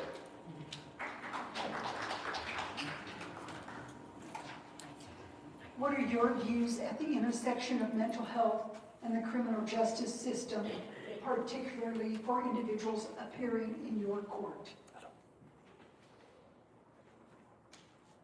So mental health. The law says that if there is a mental health question, I am to stop, transfer it to district court, and at that point, the moment that I stamp it and send it in, it is no longer the municipal court's jurisdiction. District court does it. They hold a competency hearing, and they decide if somebody is competent or not. Then I get something back months later that says, yes, they are, no, they are not, depending on what I get. If it's a no, then we dismiss it because they're not competent to stand trial. We don't put any we, as a municipal judge, cannot come up with any programs because there is already a system in place. The moment somebody comes in and I might have signs that something's not clicking, this happened to me last week. Something wasn't clicking, one of my defendants just completely laughed through the whole thing with a very serious charge and light bulb. So I transferred it to district court and I took it out of my hands and put it into district judge, who that's what they're equipped for, because they are the ones that do the competency hearing at the end of the day. Thank you. Thank you. Moving on to our final section for municipal judge, personal reflections and vision, Ms. Carol Clark. Coming up is Ms. Peggy Sue Martinez. I apologize.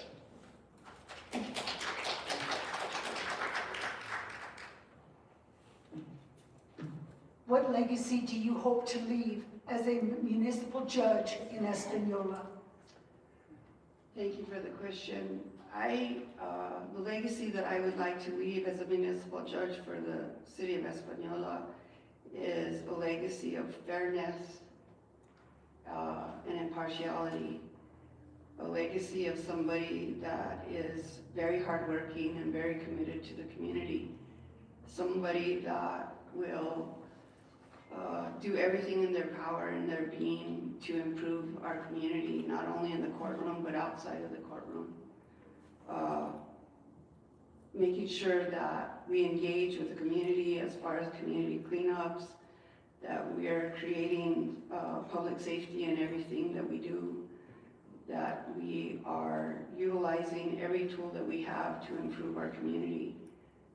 I want to work closely with the city council, closely with anyone in Espanola that wants to improve Espanola. I want to work closely with the Chamber of Commerce and the business sector to help curtail some of the shoplifting that is happening in Espanola. I really feel like the Chamber is on the brink of something incredible that we haven't seen in Espanola in a long time. I feel like the leadership there understands the frustrations of the businesses. I understand that also. I'm a business owner for 30 plus years. We can do better for Espanola at large, as a community, as a public, as the entities that are devoted to trying to improve Espanola, inclusive of our council, our governing body, our mayor, and everybody working together, understanding, of course, that 10 people elected to the governing body and the judiciary branch cannot change the culture itself. It would require all of you listening, all of you that are here, to put some effort into improving our community. We can make Espanola awesome. We can do this. Adelante, Espanola. Can I ask you? I have a whole other minute. One more question. And it will be the last, and then we'll ask the same to Judge Madrid.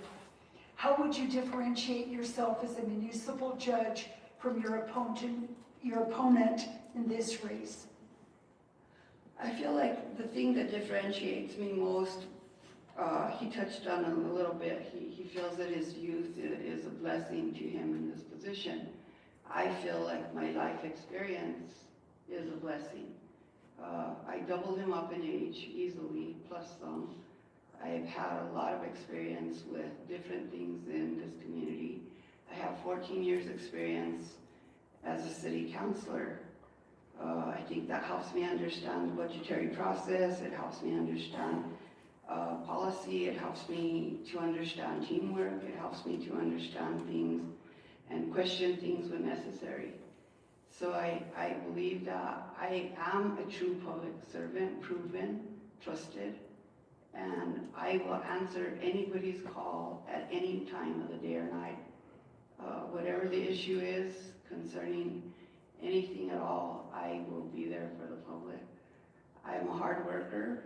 I will not ride in a vehicle during a community cleanup. I will be on the ground with a shovel, with a trash bag, doing whatever I can to improve Espanola. If it means me personally doing graffiti cleanup, I have no issue doing that.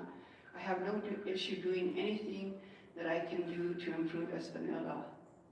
Thank you. Thank you. Now, Judge Madrid, to answer the two final questions, Ms. Carol Clark. So under personal reflection and vision, what legacy do you hope to leave as a municipal judge in Espanola? The legacy I hope to leave is, I'm already following a legacy. Everybody in Rio Grande County knows that my dad is honest, he's fair, he's transparent, and he's a good judge. I can hope that my legacy is half of what he has accomplished in his life. I would like people to look back at me one day and say, you know what? Not once did we ever see him in the paper for something negative. Not once did we ever question his loyalty, his integrity. Not once has anybody said something bad that he snaked them or he mistreated them, or all of a sudden he's on complete other ends of the spectrum with them. I would like my legacy to be known that he's fair, he was impartial, he was a good advocate for his community and the youth, because our youth is our future. I would like them to remember me for doing a good job and having the city of Espanola's trust all through his entire term. Because for the last 4 years, that's exactly what I have had. The last 4 years, there's not been any bad articles on me. Nobody's questioned my abilities. I got one judicial standards complaint for being unfair or for doing anything wrong. I would hope that if this lasts me another 20 years, which I hope it does, because I have 20 more years, 50 more years to give to my community, I would hope that that's what they would remember me for, is that he was a good judge, just like his dad. Thank you. Thank you. And the final question, how would you differentiate yourself as a municipal judge from your opponent in this race? Well, there's a couple key components to this question. First of all, I am the judge. I've been the judge the last 4 years. That is important. I've had the hands-on experience. Me walking in on day one in 2022, if I did not have all the years of experience that I had before, it would have been very, very difficult. Very difficult. But because I had those 10 years of experience working under Judge Salazar, I was able to walk in on day one and handle a case. Not have to jump off the bench, find out questions. I was able to handle it, move through my docket. One of the biggest things that separates me is, like I just said, the judicial experience. When I'm standing up here today, I am not answering your questions to tell you, oh, this community outreach and I've done this and I've done that, because I could stand here all day on everything that I've done that a lot of everybody in this community doesn't know. Nobody knows that I go to the schools during the week and volunteer with some of the classes. When a teacher calls me and says my kids are misbehaving, I show up. I'm not going to stand here and say everything I do, because that's not what we're looking at. Yes, with the Espanola Municipal Court, we can do a lot of community outreach. We can do a lot of good. But I can't do it if the whole city doesn't work with me. I can't do these things if there's pushback and sabotage the whole way through. I can do it if everybody works together. But what you do see me do is work with my team. I have a credible team that we go out into the community. My graffiti hotline, the number is on the website. I'm saddened that as a counselor of public safety, they do not know the graffiti hotline exists. When I go and, she said it, Judge Salazar used to present all his graffiti stats. What do you mean come up with a new graffiti hotline? It's in place. But we also have to have public safety on that too, so that my person isn't going and painting and painting and painting and nobody else is doing anything to find out who are the painters. How is this going to end? We're just sitting there paying tax dollar after tax dollar. Thank you. This concludes our section of questions for the municipal judge candidates. Moving on to our last section of questions, the tough questions section for our city council candidates. Going on, Mr. Stephen S. Salazar to start us off. Is it okay if we do that? Yes, if the municipal judge candidates want to leave the stage, then they're more than welcome to leave the stage. If anybody wants to ask questions, I'll be outside in the lobby after this is over. Thank you. We appreciate each candidate that took part in this forum. Thank you to Councilor Peggy Sue Martinez and the Honorable Judge Joseph W. Madrid. Moving on to take the question, Mr. Stephen Salazar. And in this tough question section, just to explain, these questions are for everybody. If you would like to answer this question after Mr. Salazar, you can. but you are not obligated to. With that, I will yield to Ms. Jennifer Garcia to ask the question. What measurable benchmarks should voters hold you accountable to? Thank you for the opportunity to answer this question. That chair was getting pretty hard over there, but I'm glad to be here right now. You know, I was kind of studying this question, and it's a hard question, but one of the measurements people can look at me as time given to the city, time given in meetings, time given trying to problem solve issues here in the community, how present you are, how visible you are in the community, how much time are you going to be giving to solutions and problems. You know what? I want to thank my family. I want to thank my wife, my mom, my parents, my in-laws for allowing me this opportunity to serve, to run, to give voters a look at me and an opportunity to try and serve. If I'm elected, it's going to take a lot of time away from me, a lot of time away from my family. I work full-time at the hospital, and I give the hospital everything I can. When I'm there, working as an x-ray technologist, doing CAT scans and CTs, going to surgery, I give everything I can as a healthcare worker. And if I'm fortunate enough to win a city council, I'm going to give the city council all the time that I can, and to be visible and to help in the city. And that's how people in the community and outside the community can measure and benchmark my commitment to the city. Thank you. Thank you, Mr. Salazar. If any other candidates would like to answer the question, they may step forward now. Seeing none, we'll move on to the next question.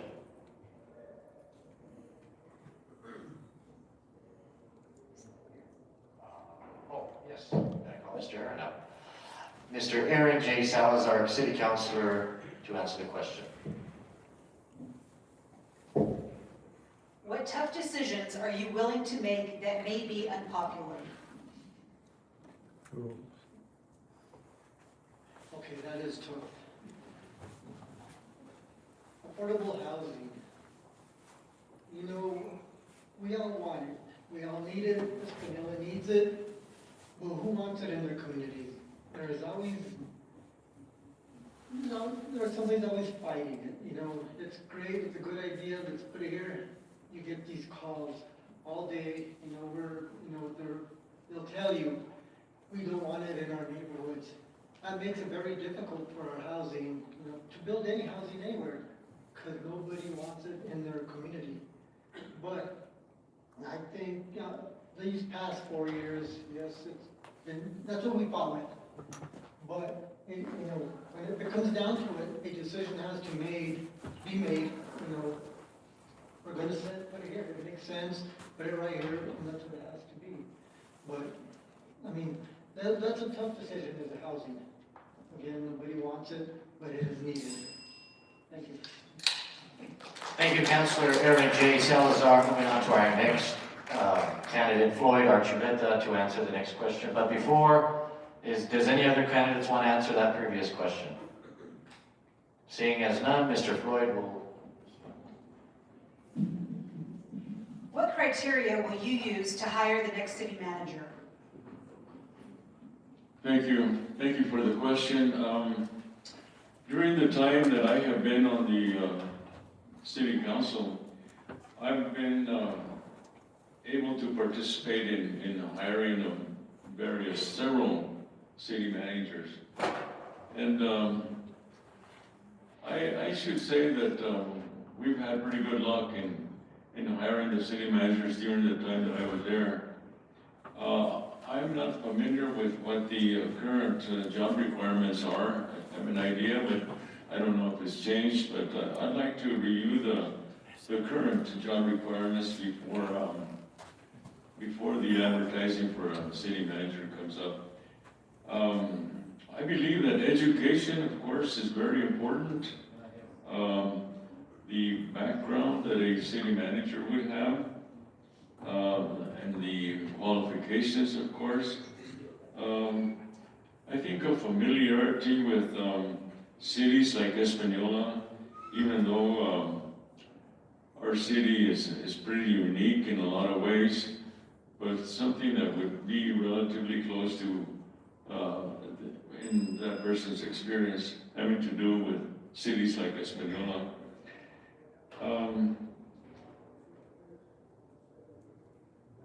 I believe that we need to have the input of our residents in many of the decisions that we make.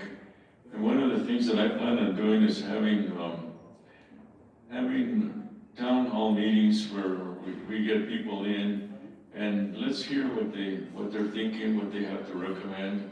And a lot of it, I'm sure, will have to do with the city managers and staff that we hire in the city. So it's an important position, and we need to be serious about who we hire. Thank you. Thank you, Mr. Floyd Archuleta. Would any other candidates like to answer that question before we move on? Seeing none, next question goes to Mr. Jacob Torres.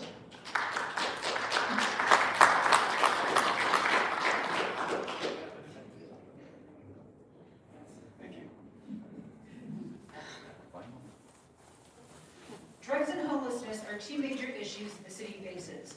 What is your vision for tackling these complicated issues? Thank you for that question.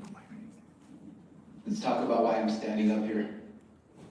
I don't really want to be a politician. I have a pretty comfortable life where I'm doing my growing thing and I'm happy and I'm having fun. Why am I up here complicating it for myself? The bottom line is our drugs issues and homelessness. I have been impacted in a very dramatic way. My drive over here was a conversation with my longtime friend who has been sober for 15 years, and he is in a relapse as we speak. My best friend Cypress was shot at Lauderberg by somebody who was on drugs, who was robbing to get money to get his next fix. I have lost 30 of my childhood friends due to drugs, suicide, illnesses, everything that you can imagine related to that. And I have friends who I went to kindergarten with on the streets right now, with their family and their kids. They live on the street. It's not everybody from somewhere else. They are our people. Ultimately, there needs to be a partner in the city to work with the nonprofits because we have some talent and skill here. We just need to organize. We need to treat it as a project where we do status meetings every week. It's an emergency. The National Guard is here, right?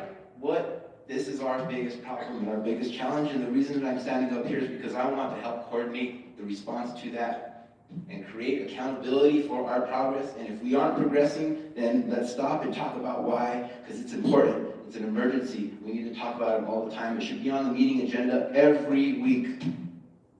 So this is our biggest problem. This is our biggest challenge.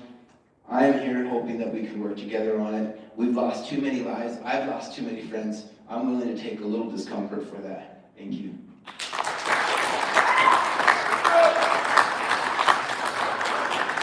Thank you. Do any of the other candidates want to answer that question? Mr. Steven Salazar?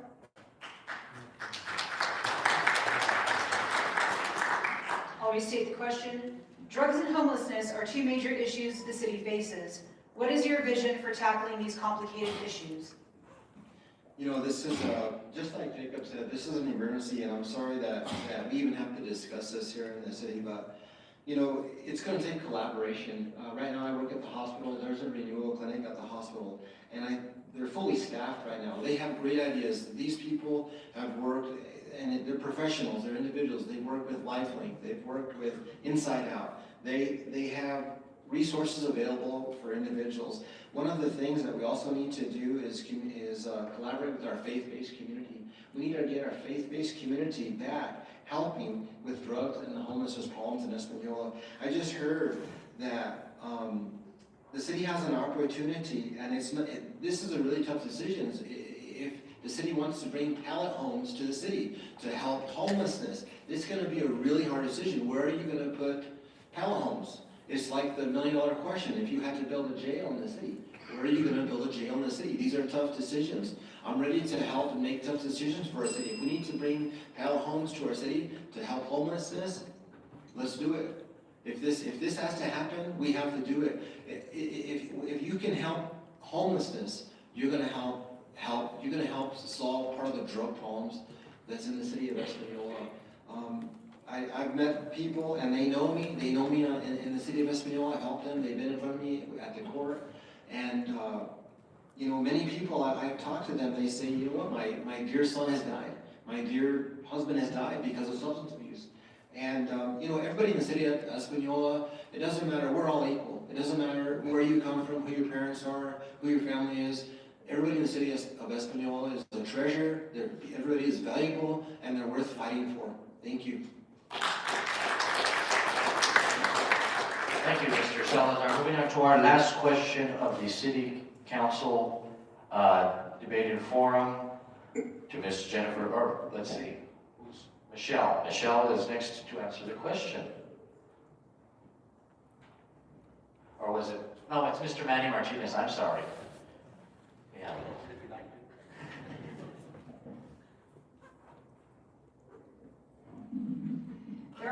There are multiple overdue major projects in the city. How will you get high-dollar projects back on track, and what will you do to prevent this from happening during your term? Thank you for the question. I think mainly it's accountability on whether it's a city manager, project manager, who are maybe overseeing these projects. They need to be relaying this to City Council continuously through meetings and to make sure that these projects continue to stay on time. And if they're not, why? If it's issues, whether it is because of the actual contractors that are supposed to be handling these projects, or if it's staff within the City Council, City Hall. Who is dropping the ball, and we need to stop that. I think that's been part of it. There's a lot of projects that I think that have been going on for so many years that have never gotten off the ground, but the money's still there, and the question is why? And accountability, I think, is what needs to be held to whether, again, project manager, city manager, or department heads, whoever it may be that's in charge of these projects, they need to come to City Council and explain why they're not being taken care of. If I may also, just on the drug and homeless issue, that's another big project that needs to be taken care of. I believe that City Council did, in fact, try to put into place a boots on the ground type of situation where we would have first responders with a social worker that was going to reach out to these community members and find out what is the problem, what is their issues, is it mental health, is it drug abuse, what's the cause, and get them the help that they need. If we don't do that, they're not, I think it's been proven that they're very much likely not to come to the health services. Health services need to go to them.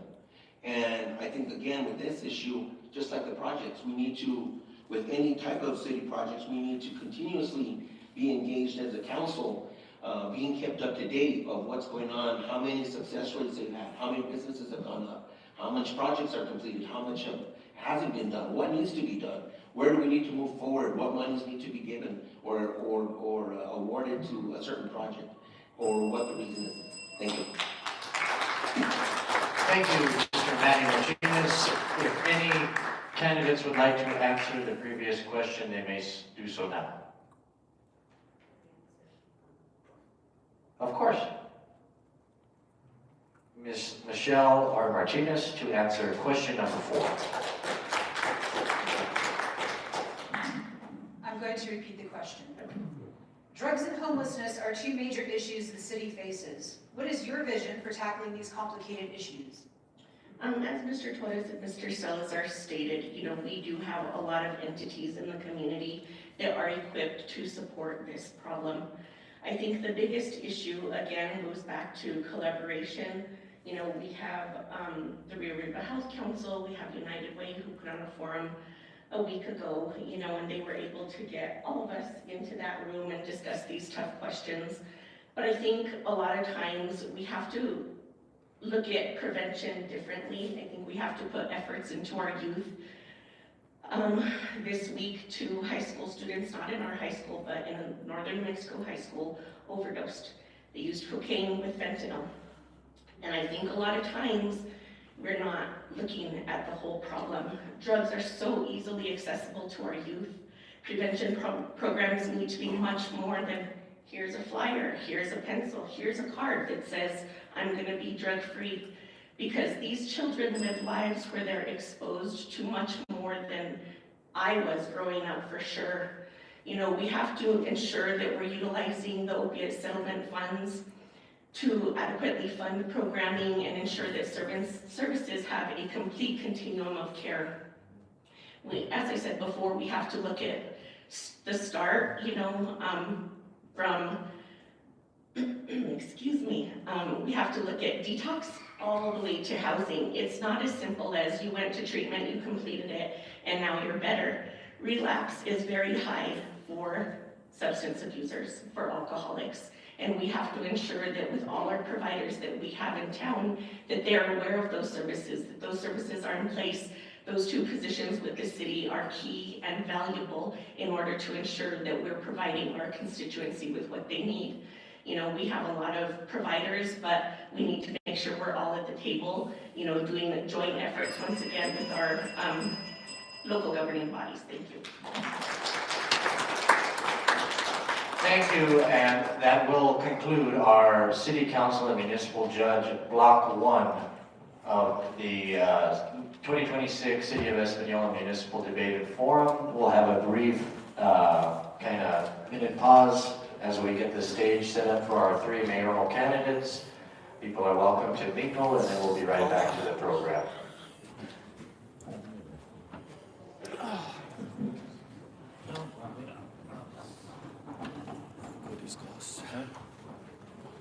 Discussion.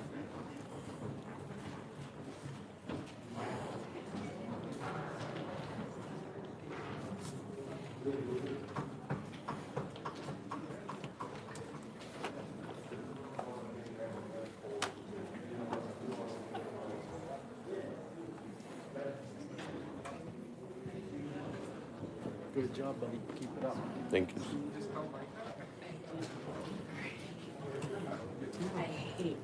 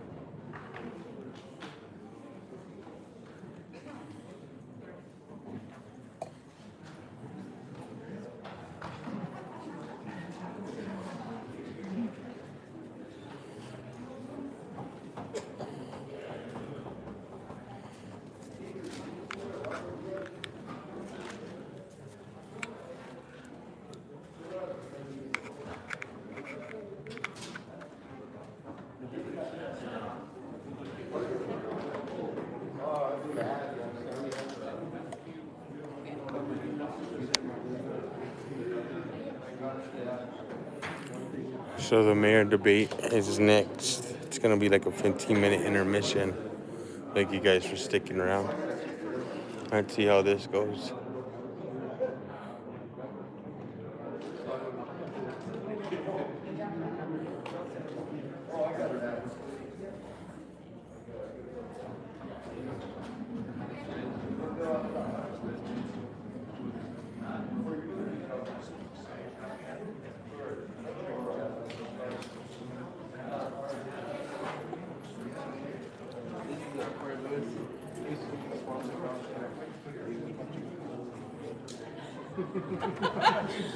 I just hang around with it. That's all.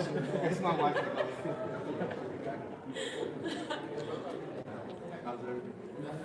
Have they made this thing too open?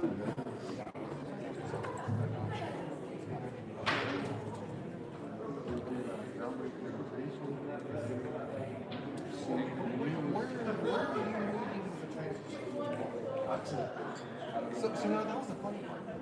In order for you to have it is something you're supposed to sell. So that the transaction should be on. No, they don't. This is you don't They're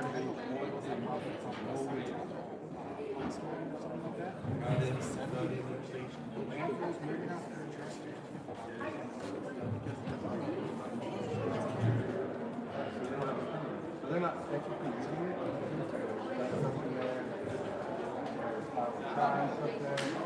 So yeah, our station is like we don't let it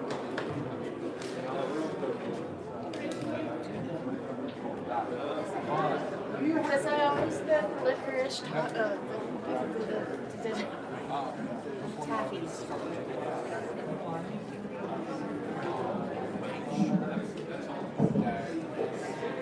We will begin the mayoral section of the debate and forum shortly.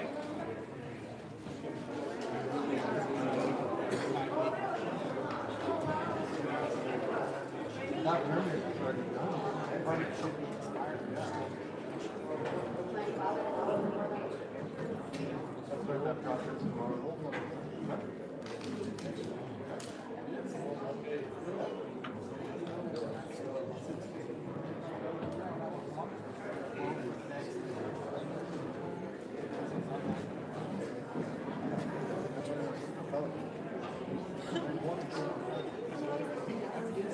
Check. Oh, you guys see it? A lot of things are no-brainers, my friend. Latin running.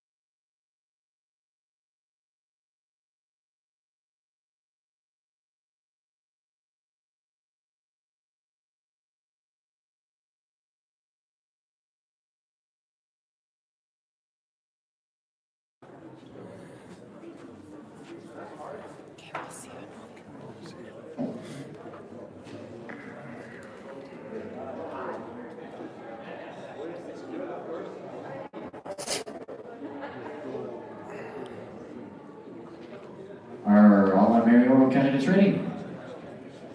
Can we get a can we get a mic check on each three of those mics to make sure we got audio? Testing. Testing. Test.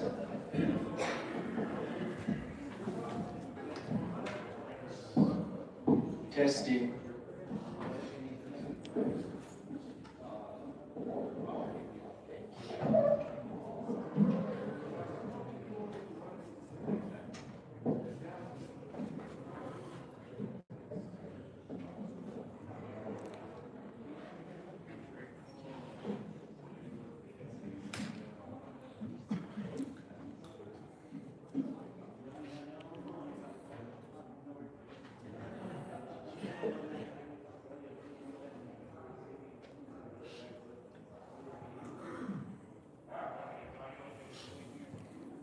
Okie dokie. Good evening and welcome to everybody. Buenas noches y bienvenidos a todos. Welcome to the 2026 Municipal Candidate Forum, second part, mayoral debate and forum hosted by the Espanola Valley Chamber of Commerce. Graciously right here at Northern New Mexico College at the Nick Salazar Center for Performing Arts. Thank you to each and every one of you for coming out tonight to take part in democracy and witness these candidates answer these questions. Thank you to each candidate for their participation tonight in this debate. For me personally, as the president of the board of directors of the Espanola Valley Chamber of Commerce, we are very appreciative of you. I don't think I have any board members in the audience left, but going on through our non-endorsement and neutrality policy, the Chamber of Commerce does not endorse or oppose any candidate, does not promote any specific political ideology, and serves only as the host and facilitator of this forum. This forum is between the three mayoral candidates, write-in candidate for Mayor Joanne V. Salazar, current mayor of the city of Espanola, Mayor John Ramon Vigil, and former city councilor for the city of Espanola, Dennis Tim Salazar. Our three moderators this evening are myself, Adam Insenius, representing the Chamber of Commerce and KDCE Radio, as well as Ms. Jennifer Garcia, managing editor of the Rio Grande Sun, and a visitor from up on the hill, Ms. Carol Clark, our managing editor and owner, right, of the Los Alamos Daily Post. The rules are as follows for this evening. Let me switch my paper. I don't have four hands. This is block 2 of our debate. There is 24 total questions. Each candidate gets a 2-minute response to the question. Each candidate has the opportunity to rebuttal or respond to any other comments made by any other candidate on the stage. Is there any questions from the candidates on how this is going to take place? Good to go? Alrighty then, we'll go ahead and get into the business and action of the night.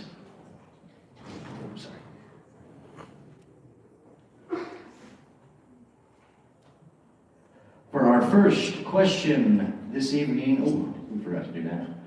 I'm sorry. Given as we have our city mayor here, we shall have our city mayor pick heads or tails, and we'll decide who goes first. Heads. Heads, and then you're on the ballot list as second. Tails. Okay. Flip a coin.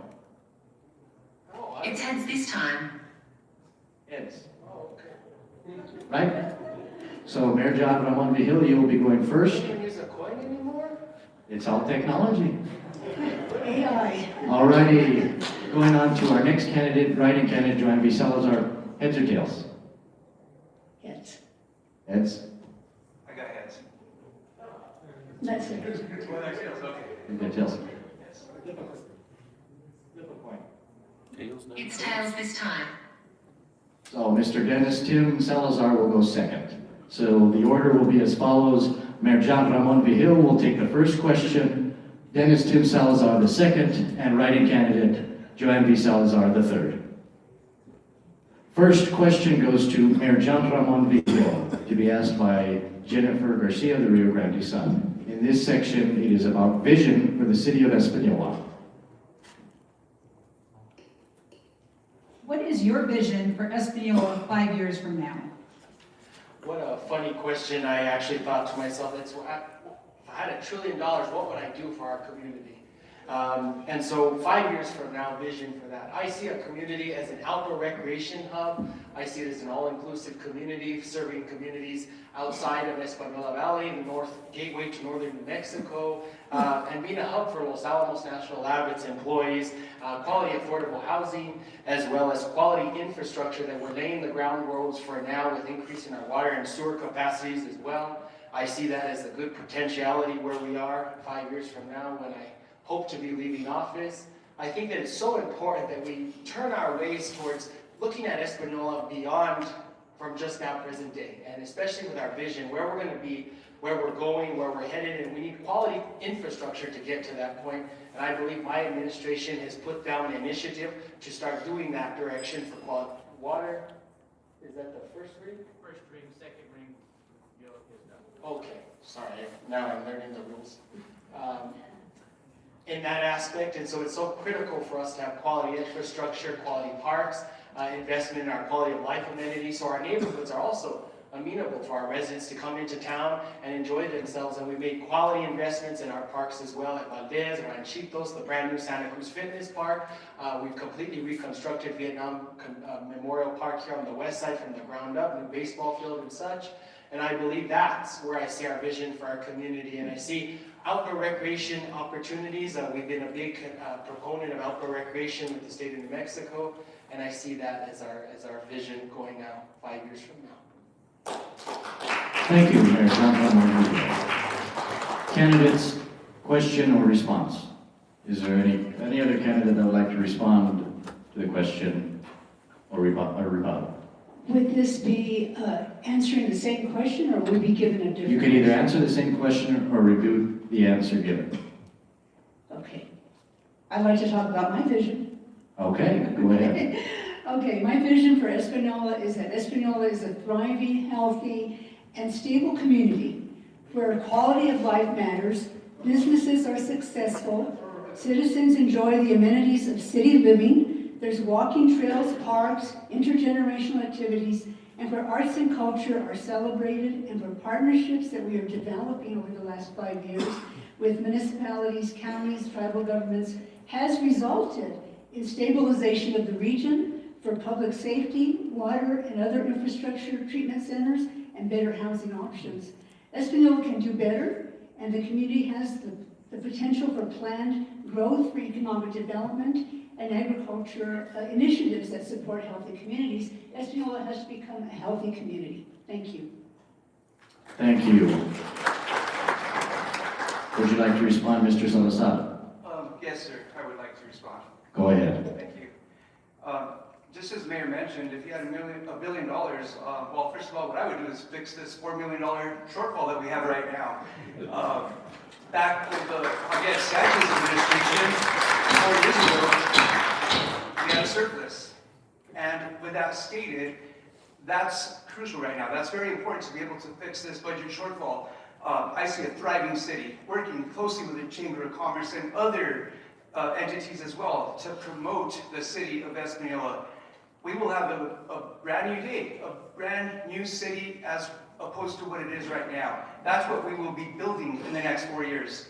Safer community as a whole, working closely with several organizations as well as our fellow counties, neighboring pueblos, businesses, individuals, and so on. Of course, more opportunities for housing, jobs, and people in general who will be thriving in a safer community. Thank you. On to our second question, I yield to Ms. Carol Clark. What will you do to improve parks, youth programs, and recreational opportunities to start focusing on creating a healthy community for our future? We've made quality investments with our parks and infrastructure in the community. We utilized $2.3 million grant from Los Alamos County for the construction of the Santa Cruz Fitness Park, Vietnam Memorial reconstruction of that park. What has been a delay, and unfortunately, is Ranchitos Park for some reason, going back to 2019 with the allocation of a community development block grant. for that specific park. That one has been back and forth with DFA. I'm not sure what has been the holdup with that. We've been consistently meeting with them. That goes back even to the prior administration. But we've also worked towards improvements at Valdez Park. We brought in new playground equipment and new infrastructure there as well, thanks to an allocation from Representative Susan Herrera. We're also looking at building additional parking space and skate park as well in that corridor. But I'm very disappointed with where we've been at Ranchitos Park, and I'm going to admit that here publicly. I'm not happy about it, and it goes back several years on why we've been held up with DFA on that. And I don't know why it's specifically for the community development block grant, but that has been because of COVID and then going forward. And we're actually being told now it's going to go into 2029 as well. I'm not sure why the holdup on that for Ranchitos Park, but we've made improvements to our other parks, and we remain committed to that with design and engineering for those parks and infrastructure for our community to enjoy. Thank you, Mayor John. Any other responses? Dennis Tim Salazar. Thank you. Just as the mayor mentioned about Los Alamos County, back in the Javier Sanchez administration, we built those relations with Los Alamos County. We had huge plans in the works, and we were greatly well on our way to many things. So with this administration, they greatly downgraded. I do not understand how or why, but at the same time, it is very important to have these great relations, communication, effective communication, I might add, and at the same time, respect for one another. Working with our neighbors and partners is so crucial, looking for funding opportunities, aggressively looking for funding opportunities to find, of course, grants geared towards a healthier, safer community, ensuring we all have good parks, well taken care of, daily, on a daily basis. This has nothing to do with the line employees. This starts from the leadership on down. This will greatly lessen liabilities, and of course many great recreation activities and positive activities as well. Thank you. Thank you, Dennis Tim Salazar. Joanne B. Salazar. Thank you. Well, there are many ways to improve our existing parks with federal and state funds. I don't know what the holdup is with DFA. We don't have all our audits in. I think the last one was submitted, so hopefully with that clears the road for being able to get additional funding through grants as such, because those are needed to help improve our parks. There is such a grant. I don't know if the city filed for it or put in for it. It was due in September, and it's a quality park funds from DFA. And what this funding would do is a kind of a reimbursement type of funding. So it would go ahead and you would have to have the money up front. So we need to deal with that deficit. We need to deal with finding ways to bring in money so that we have the match that will be able to allow us to this is a reimbursable grant. So we have the funding, we can go ahead and spend 20, 30,000, be able, with our budgets cut up and our audits cut up, be able to then pay that off. It's a reimbursable amount, but we do need to invite community members to also enjoy the parks. We also need to look at maybe volunteers to help improve. There's ways to have the community get involved, and people really need to go out and enjoy the good outdoor air and be healthy. So that's what we need to do to work with improving our parks, getting more funding, getting our coffers in order to be able to do this, and really working to find other things that we can do for the community, like walking trails, places where people can enjoy the outdoors, not just in the city, but little areas around outside for walking trails that I think many people would enjoy, maybe perhaps even a biking trail. Thank you.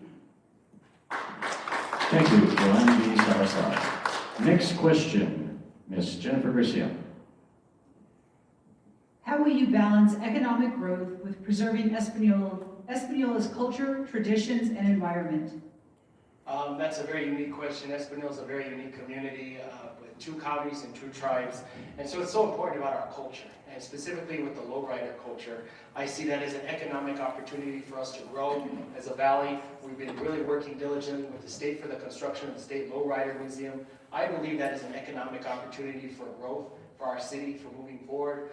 With the state operating it, it takes it away from the county and local government responsibility and putting that solely on the state. I think the state can be able to operate a great museum for us to be able to utilize. And I see that opportunity being a hub for microbreweries, small mom and pop shops opening up around the operation of the State Lowrider Museum.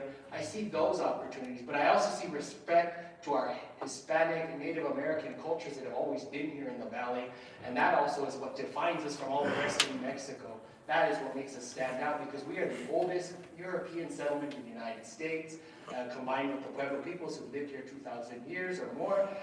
So I think there's opportunity in that direction to go with our economic growth, but we have to have responsible. We have right now, we're just out here on McCurdy, you have a gated subdivision right next to Floresta with Borregos there off of McCurdy Road, and that makes it very unique here in Espanola because of our zoning code. And I believe that makes the fabric and defines who we are as Espanola Valley compared to every other community, and especially those 11 communities that make up the city limits. They're all individually unique in their own perspective and how they've grown and how they've evolved. Some of them have infrastructure, some don't, but it's really important that we get good quality infrastructure for a lot of that Santa Cruz, Santo Nino corridor, as well as in the North Bridge Drive, Corral de Piedra corridor as well. And so we have to plan for that growth with utilizing quality infrastructure so that we can have the economic growth in that corridor. Thank you, Mayor John. Dennis Tim Salazar. So with that stated, going back to balancing economic growth with preserving the culture, traditions of our environment, culture and traditions is key for the city of Espanola, for the entire Espanola Valley. We have to always be able to protect it and respect that. And of course, ensure that we utilize responsible economic growth, bringing the necessary people to the table, working, sharing ideas, sharing plans in order to begin execution of this, involving our city councilors, management staff, management team, as well besides, our city manager, and of course, possible economic development-driven committees involving residents who may feel that they have a higher stake in this, surrounding neighbors, and of course, our governments. Governments as well is key. Our surrounding pueblos have so much to offer, and at the time, we just need to work in bringing them to the table, not put them on ignore anymore. And we can do so much. The sky is the limit, and Espanola deserves better. Espanola deserves so much good. Thank you. Thank you, Dennis Tim Salazar. Joanne G. Salazar. Thank you. While balancing growth while honoring our traditions and the environment is going to require community input. So I envision that we have 4 districts in the city. Every district has a little bit different need. We need to invite participation from those districts. The city councilors need to be involved. We need to have town hall plans, meetings for planning around what kind of growth these districts want to see. And we also want to be able to work with a master plan.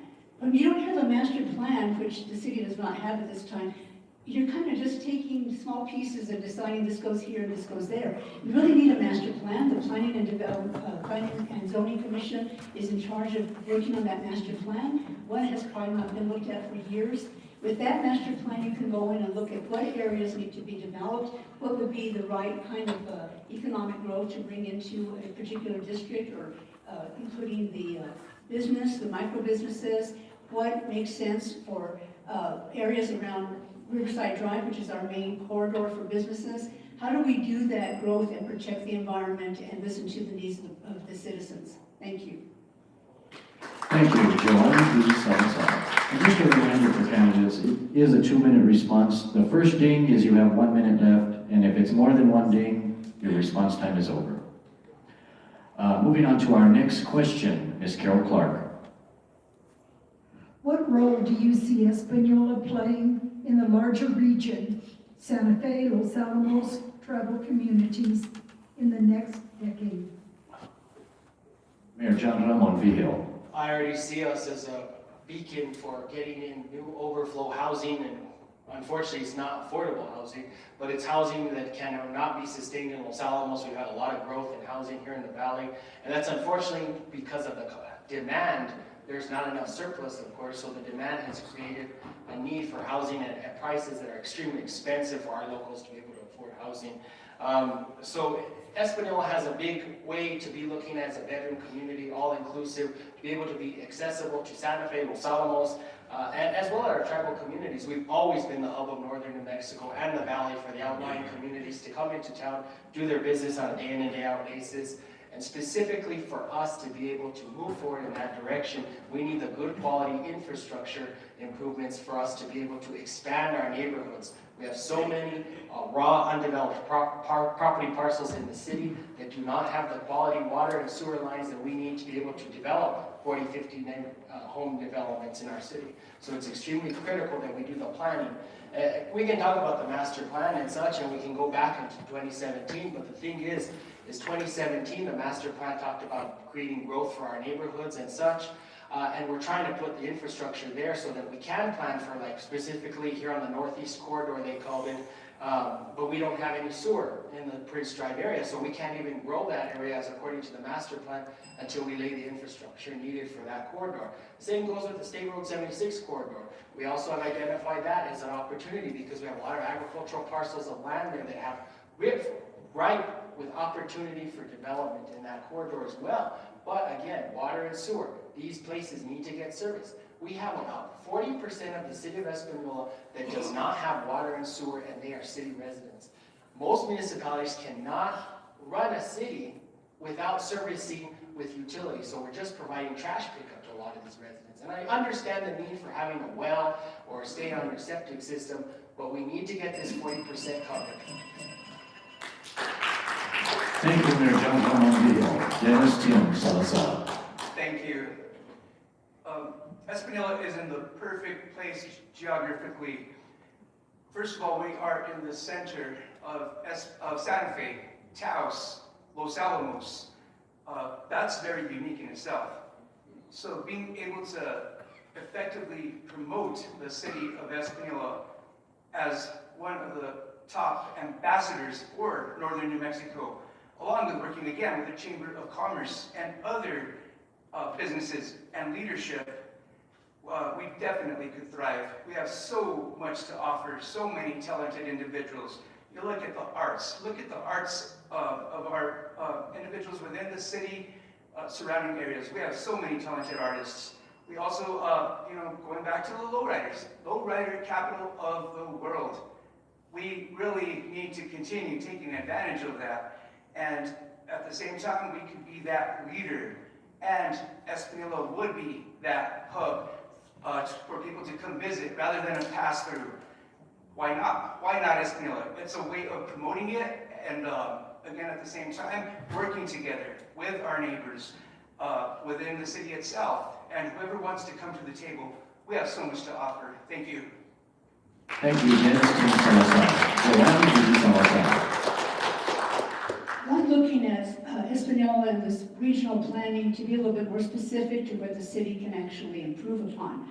So I really think that we have to work with all the counties, local counties, the tribal governments, and particularly for the areas that I have visited, we need to work with Santa Fe County. The residents in Santa Fe County that live there in Espanola city limits are really in dire need of all kinds of improvements. So my main tackle would be work with these regional efforts, but work with Santa Fe County, get the Commissioner Green to really come into the table, work on those roads, the drainage, the infrastructure there that is sorely needed.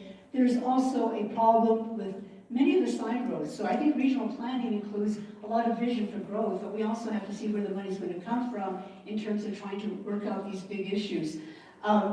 I've had a chance to visit with many people in Ranchitos, and that Miramontes district, the really nice subdivision, is really suffering with road issues, drainage, etc. The roads aren't even passable. So I recently had a conversation with Governor Lujan from Okeowinga, and he said he's ready to work with the city. The city and Okeowinga need to come together with a collaborative effort plan as a regional plan to be able to allow the drainage so we can improve those streets.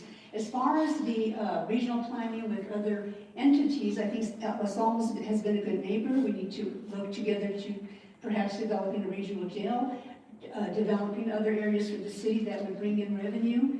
And we just need to collaborate with the various organizations to be able to address this. Now we talk about downtown revitalization, nothing's happening there. So it's nice to say we do need the master plan for drainage, etc. I just mentioned that, but downtown revitalization is important. We have a museum there. How many of you know we have a museum? The Bond House Museum. Thank you. Thank you. We have the next question. Next question. We're moving on to our next section, actually. This is the leadership question section. To ask the question is Ms. Jennifer Garcia.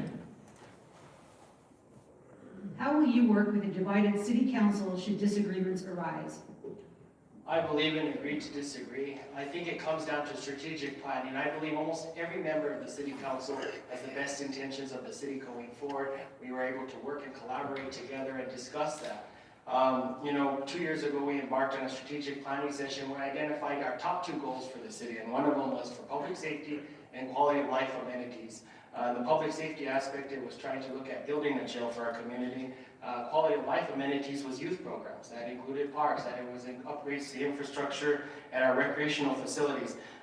Those are so important and key fundamental for us to be able to grow. If we don't feel safe in our community, of course, people aren't going to want to live here. If we don't have quality amenities for quality of life, parks, good roads and such, people aren't going to want to live here as well.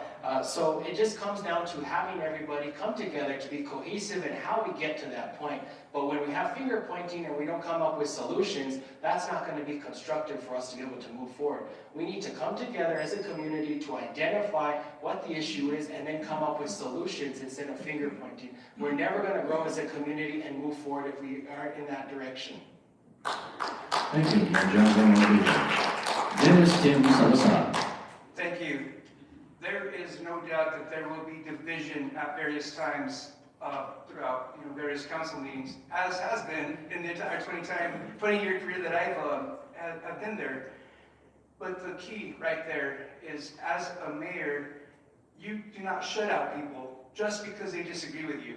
No, absolutely not. That's when you bring in more to the table. That's when you have these tough conversations to be able to get through to the next level, how things are going to be able to move forward. Gotta be able to understand the councilor's point of view, and of course at the same time be able to understand my point of view and other point of view as well. That's how we grow. As is such a relationship, husband and wife, so to say. Of course, there's going to be strife inside the marriage, but you got to work through it, talk through it. You don't just ignore the other person and just nothing good happens out of that. There always has to be that communication. So, of course, involving counselors through the committee process as well, doing their homework and working effectively with staff to get through these specific issues. Getting all the required info, making sure that all city councilors receive all of the information all of the time, not some councilors or none at all, and then getting information at the last minute or little information or none at all. How could you go that way? It's very important to have all the information, everything before us to make the most well-informed decisions. Thank you. Thank you, James Joanna B. Salazar. Thank you. Well, participative leadership is needed when it comes to leading change and getting results. I think what's missing a lot with what I'm hearing about city council internal issues is there's not appropriate policies and procedures in place at the city level to allow the staff to be able to know what to do if they ever have any issues, and it doesn't go straight to a city councilor that's now stuck in the catch-22 issue. So I think with participative leadership and working together as a team, it's a team effort, having a master plan, having the ability to understand what your priorities for your particular districts are, what other plans are coming forward from the city itself, the city manager, the workers, to be able to get that information timely. Yes, we will have disagreements and we must agree to disagree, but we have to take the citizens' needs first, and we have to be able to work together in a collaborative effort. That means training all of us, the mayor, the city manager, councilors, working with the city citizens to be able to work out issues. I believe that, yes, there needs to be information that's generated to every member of the council before a meeting. We need to do our homework together and be able to answer those tough questions that come to us for making a decision and taking a vote.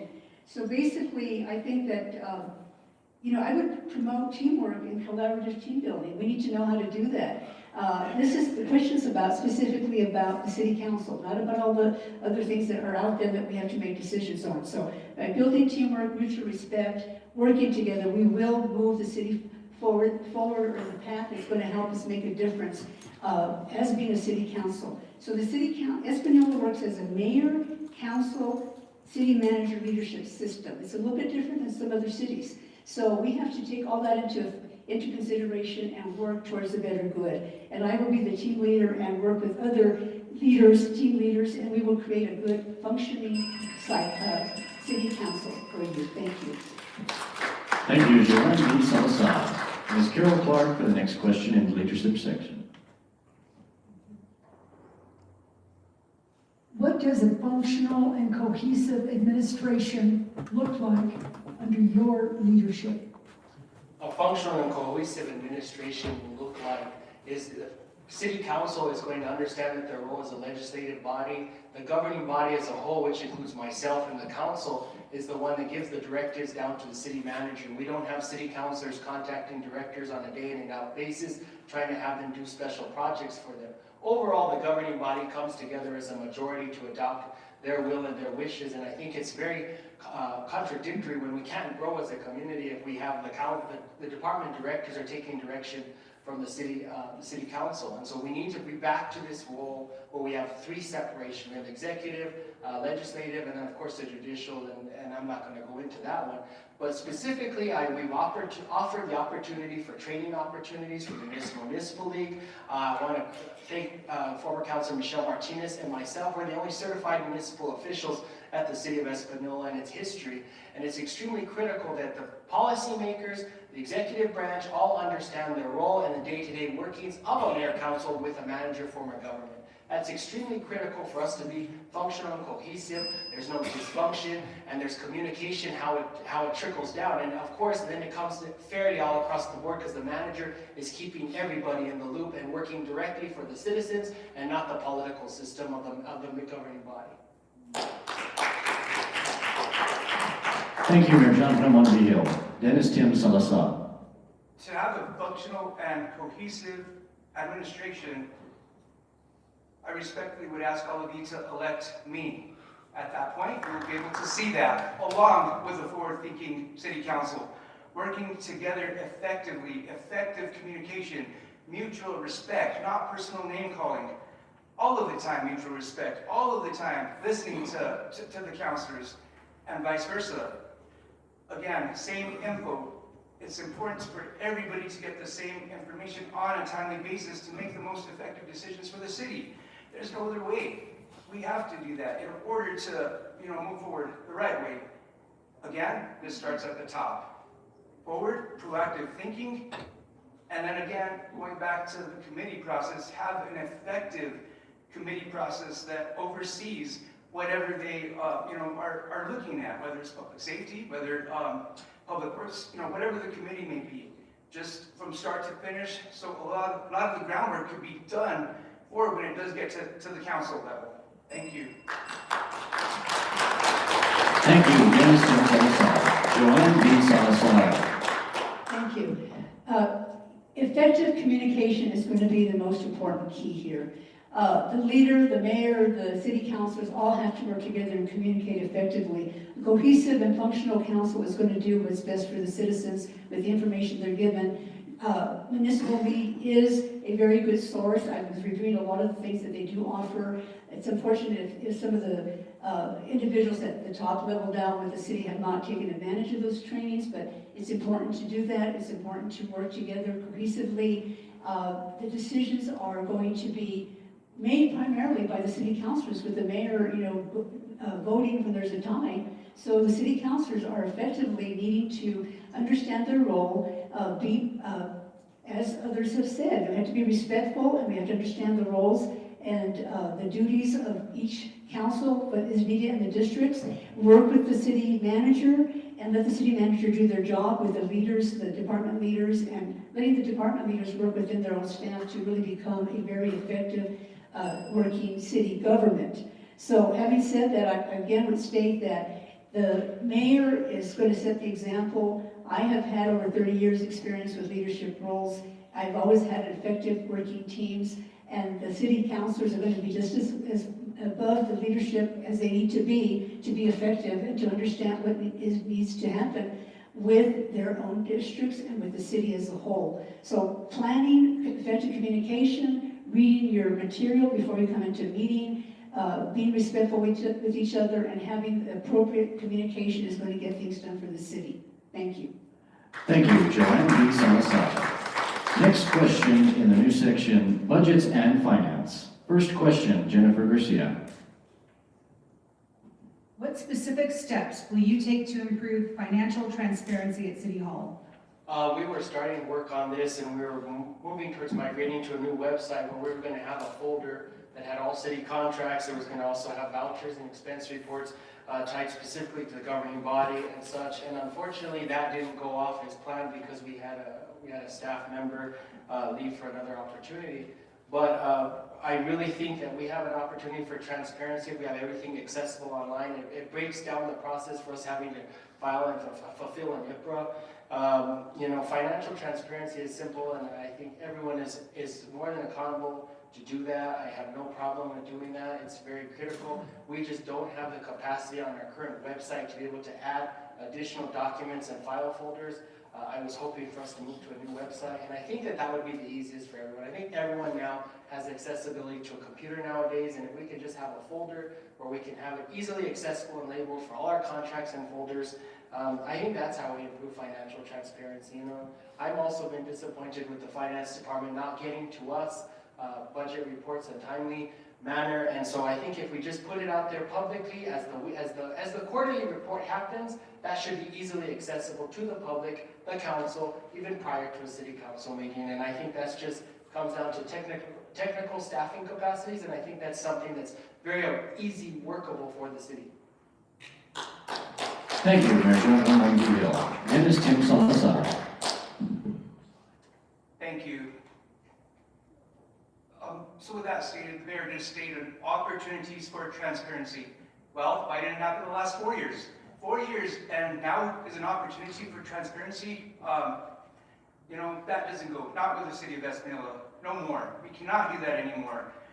We have to ensure that all information is distributed. We have to be responsible, bring the adult back into the room. Right now, as of the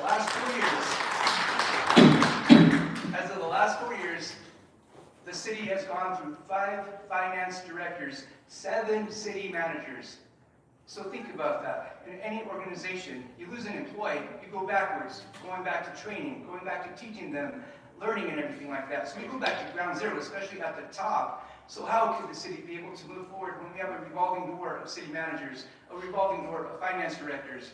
And to be upset with finance, I think he should be upset with himself and look at himself first. It starts with the leadership. So, with that stated, working effectively with financial staff, with our city manager without any type of micromanaging as well, other top administrative staff working with our state players, DFA, and ensuring great relations, responsible spending, transparency. Transparency is huge. Checks and balances. Thank you. Thank you, Dennis Salazar. Joanne B. Salazar. Financial transparency is going to bring back trust into the city government. The city must be open to they must have a page on the website, first of all. It's too bad it hasn't been done before, because I try to find information, I have a hard time. So having a page on the website with quarterly reports, letting the community and the citizens know where their budget stands. We're in a $4 million deficit. How are we going to get out of that? We have to have information that's available to the public, whether it's good or bad. We need to say, this is where we're at, folks. This is what we need to do. The quarterly reporting on the website is important. We also need to understand, the city manager and the councilors need to understand how the budgeting process works, the requirements from DFA and the state auditor's office. I would convene a volunteer transition team that would include members of the community and to understand the governmental accounting. Because there's accounting and there's private business accounting and there's governmental accounting.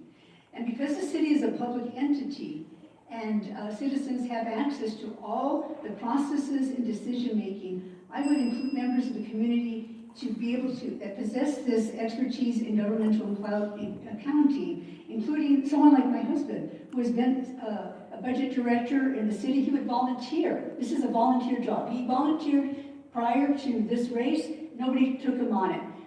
There are other people in the community like him that have governmental accounting that would assure that there's transparency on that budget. Now, as far as all the other decisions that come forward with DFA, we need to work with them collectively to understand where we're at in this financial transparency so we can move things forward, get our budget caught up, and look for other funding to help the city grow.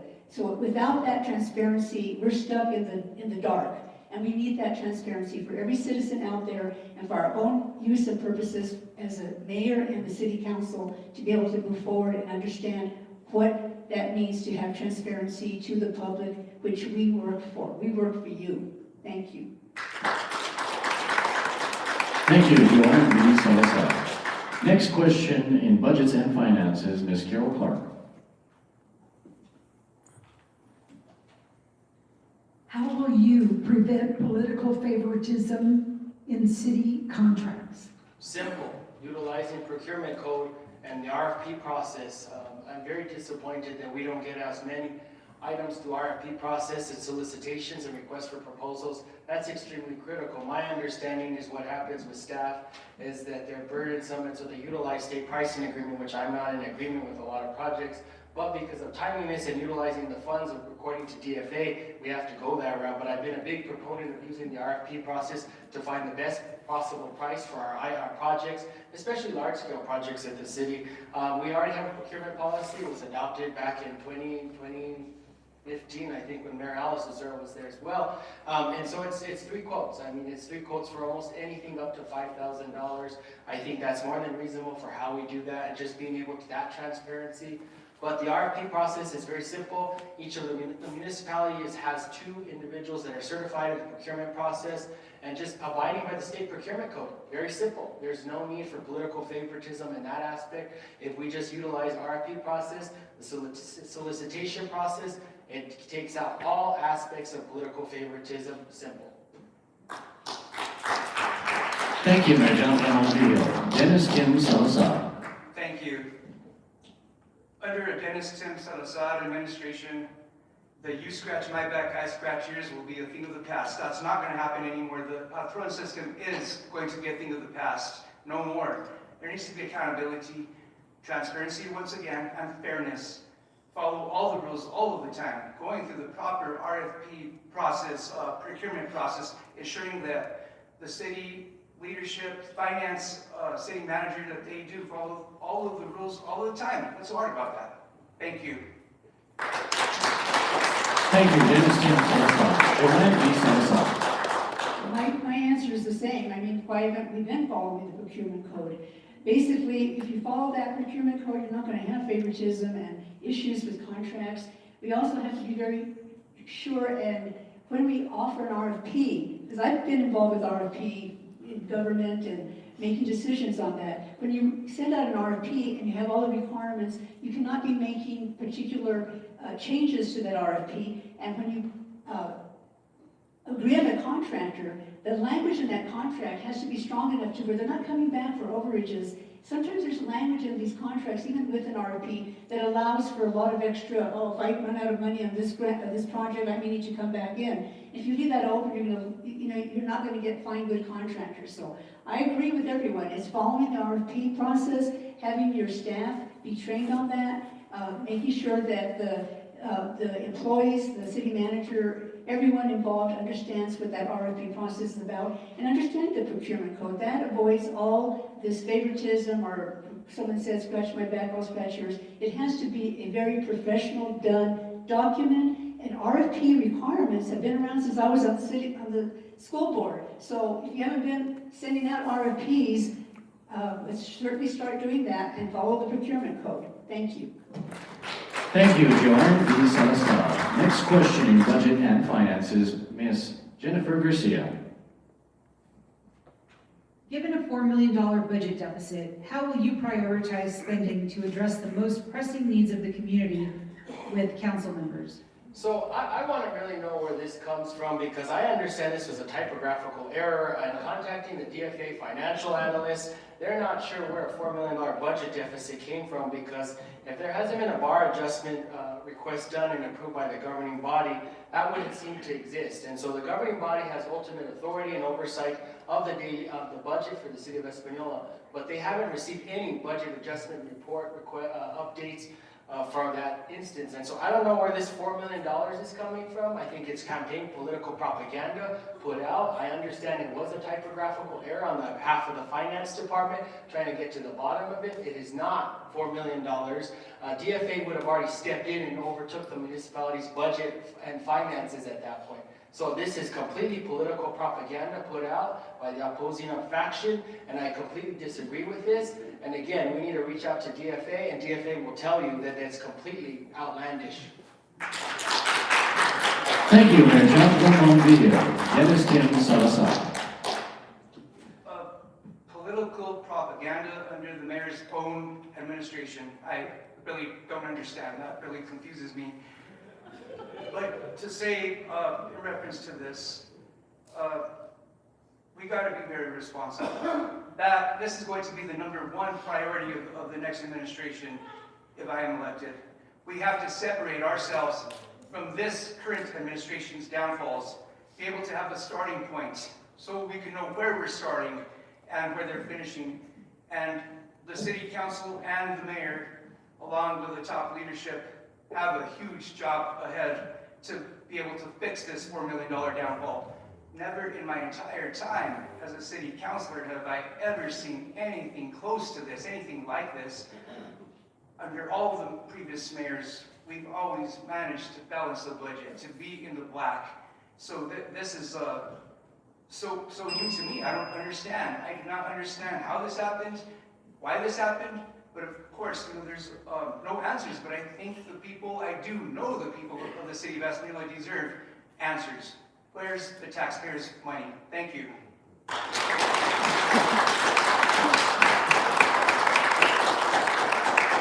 Thank you. This is Joanne Salazar. Well, we can't spend what we don't have. And if it's not $4 million, it's probably close enough. It was $2 million 3 weeks ago. So if there was projections made by the financial people, it should be corrected by the financial people. You don't go to run to DFA to say, please fix our mess. So basically, if it's $2 million, it's $2 million, or it's $4 million, it's still a deficit. So what would I do as mayor to take care of this deficit? Well, you have to start by cutting all necessary expenditures, like non-essential overtime. I know there are city employees that need to have overtime paid when they are, in the trenches, in the water utility, the sewer lines. Those kinds of emergencies happen. But I would cut a non-essential overtime. Look at all our contracts. Are we having unnecessary contracts to get people to come and tell the city council what to do? I've seen that happen. Let's cut those costs. We need to look closely at our department budgets for each manager. The managers need to understand their budget. If they don't have enough in their budget, we need to help work with them to bring their budget to the right level so that we don't have these overages and we have these deficits.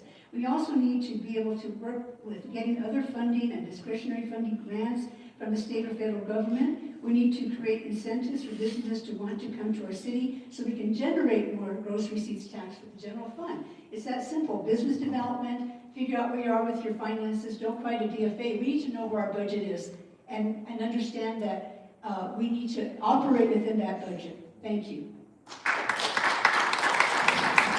Thank you, Mrs. Salazar. The next question will be asked by Ms. Carol Clark.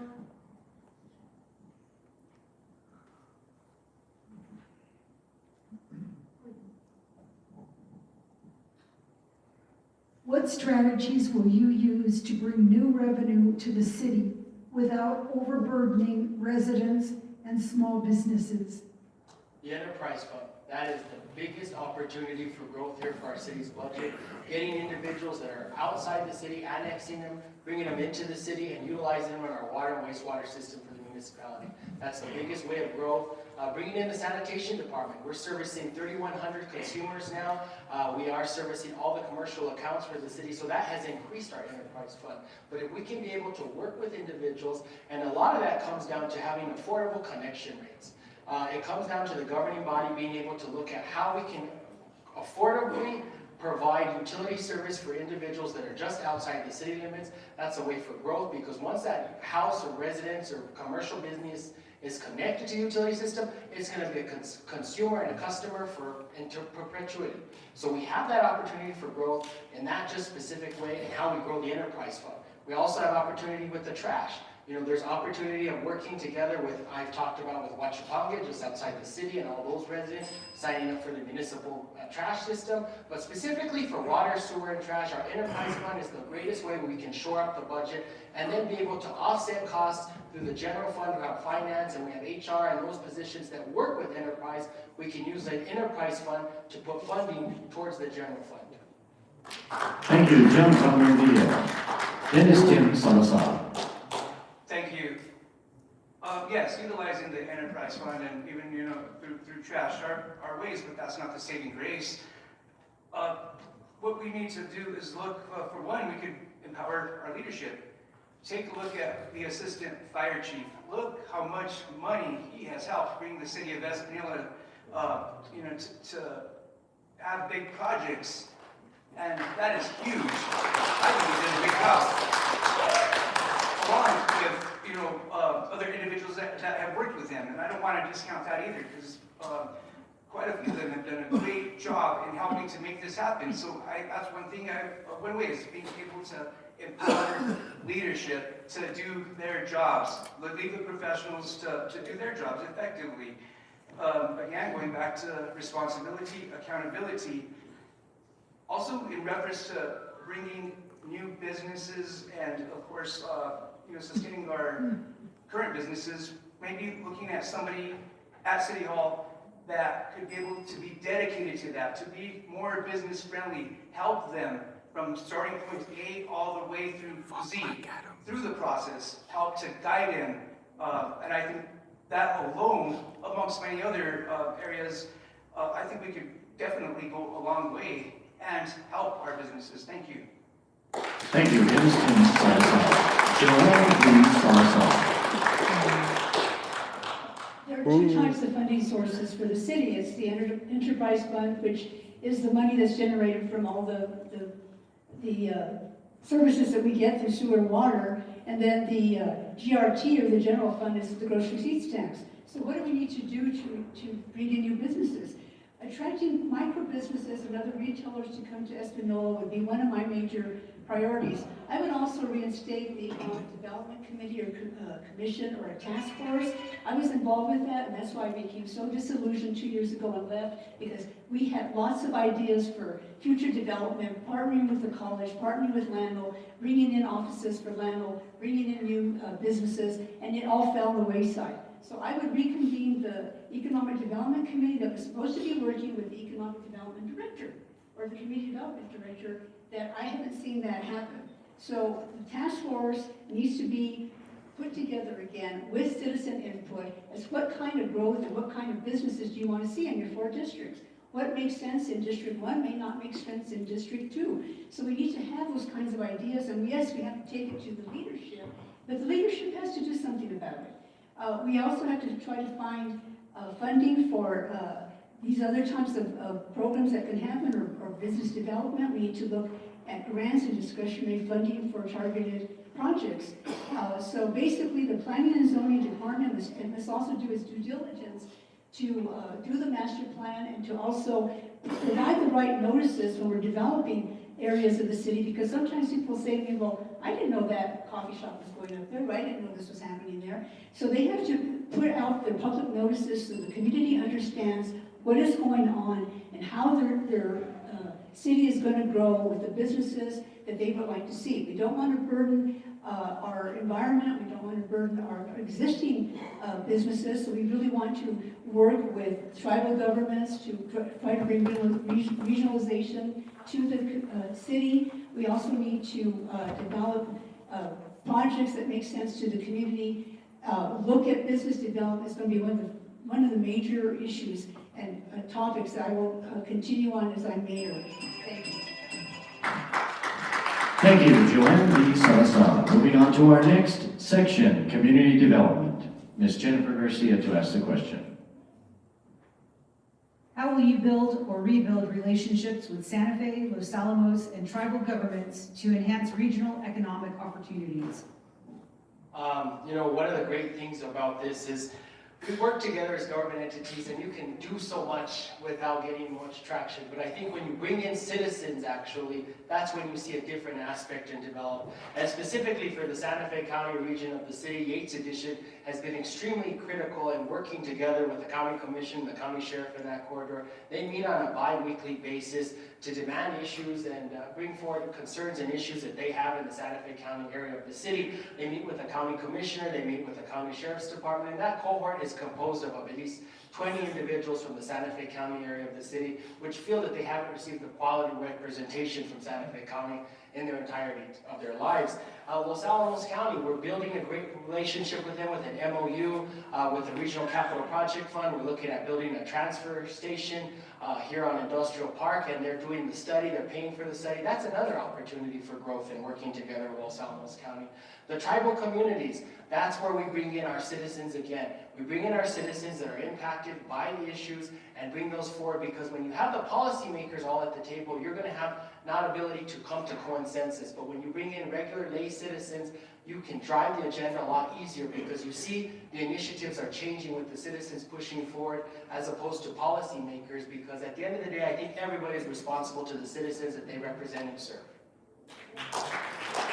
Thank you, Mayor John Montijo. Dennis Tim Salazar. Thank you.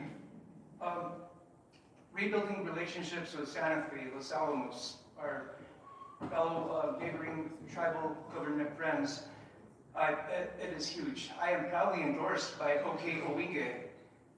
As of now, the relationships between the city of Espanola and OK Owinge are greatly fractured. The relationships between the city of Espanola and Santa Clara Pueblo are greatly fractured. I have talked personally with leadership from both tribes, specific details as to what has been going on. When they are being shut out, calls are not being returned, how could there be effective communication, effectively working together? We need to bring together our fellow governmental entities. We need to bring together our tribes. How we could be able to work together, explore various opportunities to work together. Even looking at the animal shelter that was just built recently, that's a huge endeavor as to what happened. But that's just an example of being able to effectively work together with governments, intergovernmental relationships. Also, working together as one with other governmental entities. If we would work together and go to the state legislature, even federal, as one voice, that is a much bigger opportunity to secure funding for regional projects, various types of regional projects, where the city of Espanola, the tribes, the counties could greatly thrive. Better days ahead, and I'm excited about that. Thank you. Can I read Mayor John When I stepped into office, we had outstanding utility easement agreements that needed to be completed, negotiations with OK Owinge Pueblo and Santa Clara Pueblo. In the last 4 years, we've settled both those negotiations during my administration as mayor. I look forward to working together with them. Those have been 40 years expired, at least 20 years expired, but they have been originally enacted 40 years ago. So working together with the tribes was extremely critical, coming to a fair market value where we could work and compensate the tribes for their needs, for the usage of the right away for the utilities was extremely critical for us and how we grow the city going forward. So I would really like to imply that we work together to get those utility agreements, and those are now in place for the next 25 years for each pueblo, and I'm really excited about that because it's preserving our community's utility system for the next 25 and a renewable additional 25 years, so up to 50 years now for our perpetuity of our utility system. Thank you, Mayor John, for that response. Would I be able to rebuttal, sir? Let's let Joanne answer the question, then you can give your rebuttal. Thank you. Well, to build relationships, we need to invite them to the table and ask them to be part of the conversation. So I'm just going to go with two things. Santa Fe County, the people at Yates Subdivision told me nothing's really happening. So it's nice, and I do say, yes, we need to have the community involvement, we need to have them discuss things.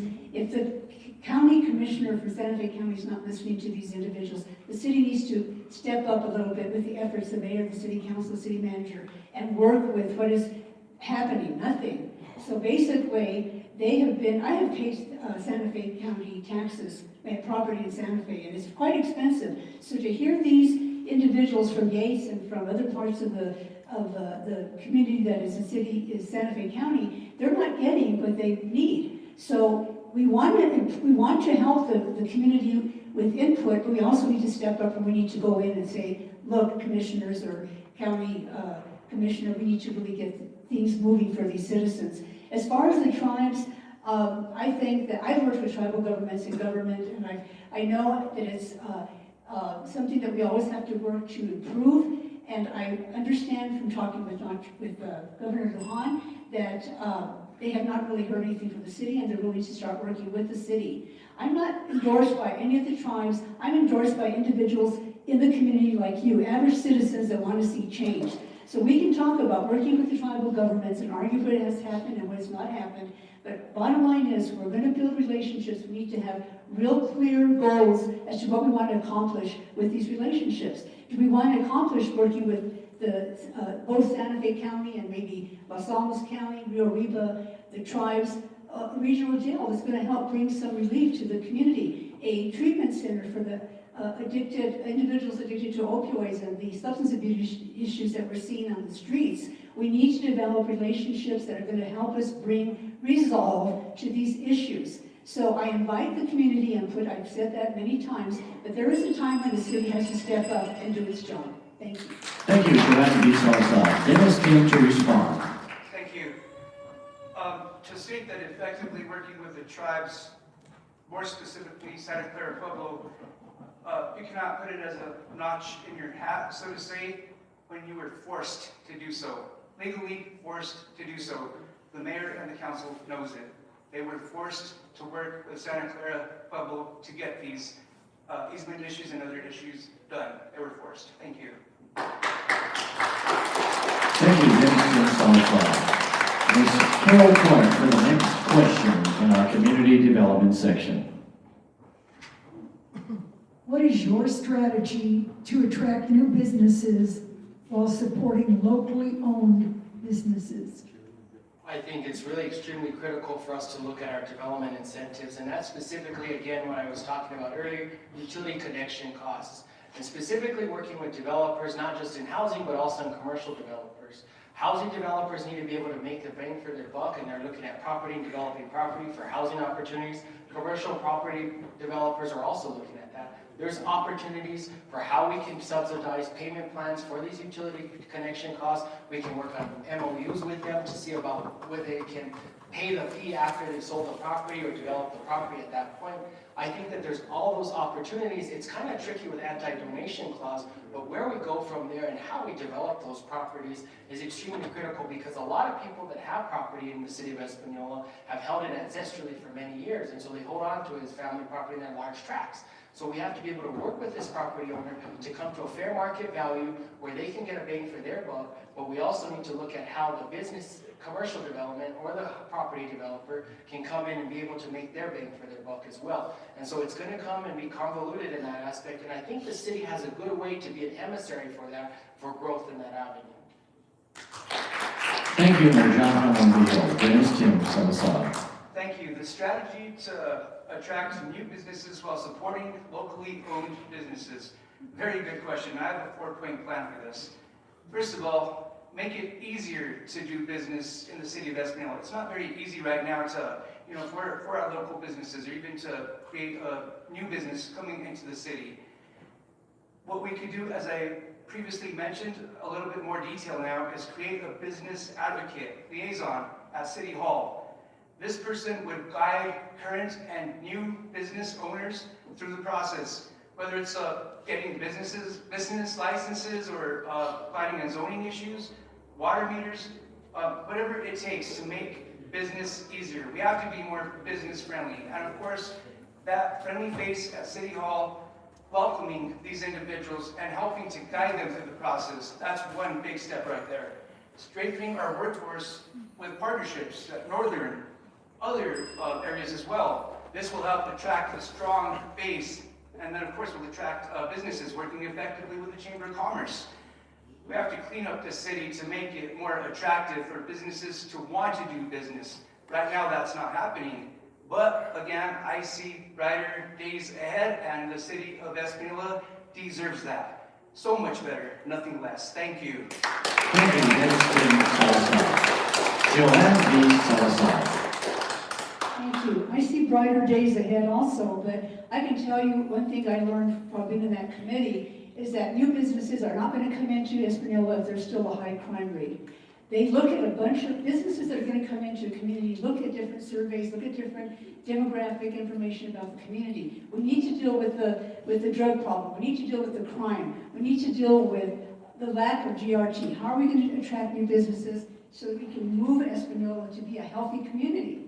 Well, we need developments that are, again, going to the districts and asking the community. I don't think we need to have an independent or a designated employee or business person, because you already have someone. They're called Economic Development, Community Development Director. That position exists. How do we move that position to make sense? Do we need a project manager for all these new efforts that the city tries, and maybe sometimes they lose the funding? There's no project management strategy. You need a methodology to figure out how you're going to deal with a lot of these things that we've talked about with the infrastructure. But the city, as developing new business, we need to have a strategy for growth.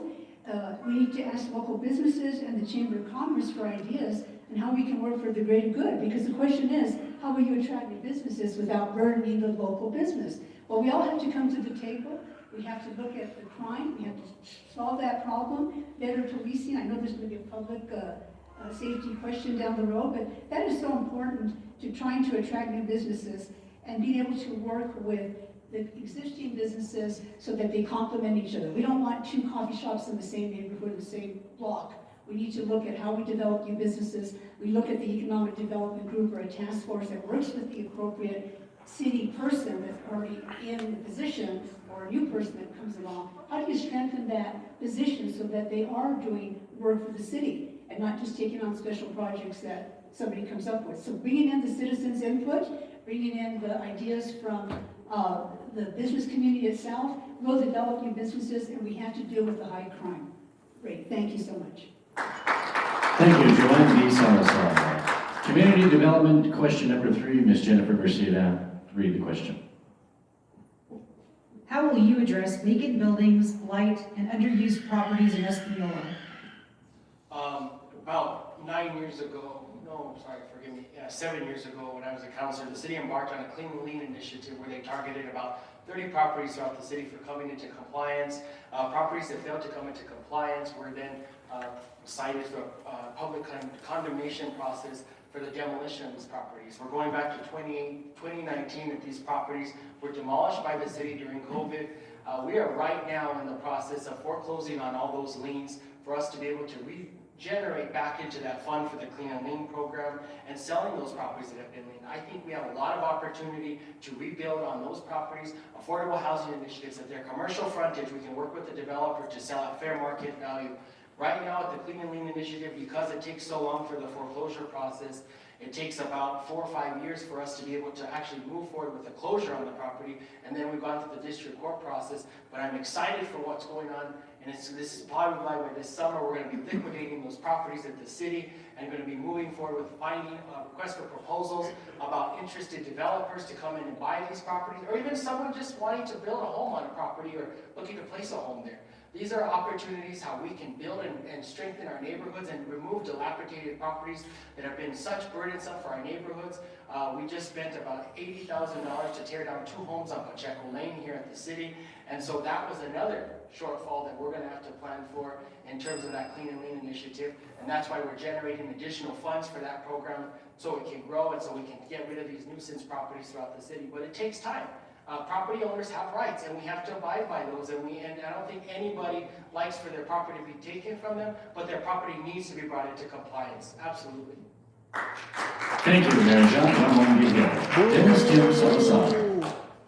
Yes, as far as clean and lean, definitely, but just be able to ensure that that is enhanced in ways of ensuring all rules are followed through the planning and zoning criteria. Again, leave this to the professionals.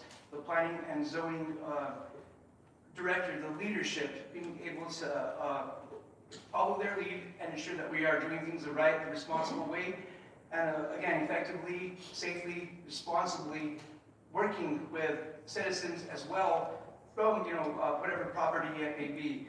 I do know of one specific instance where that did not happen, and the city cannot afford that. We need to ensure that there's proper communication, effective communication all the time.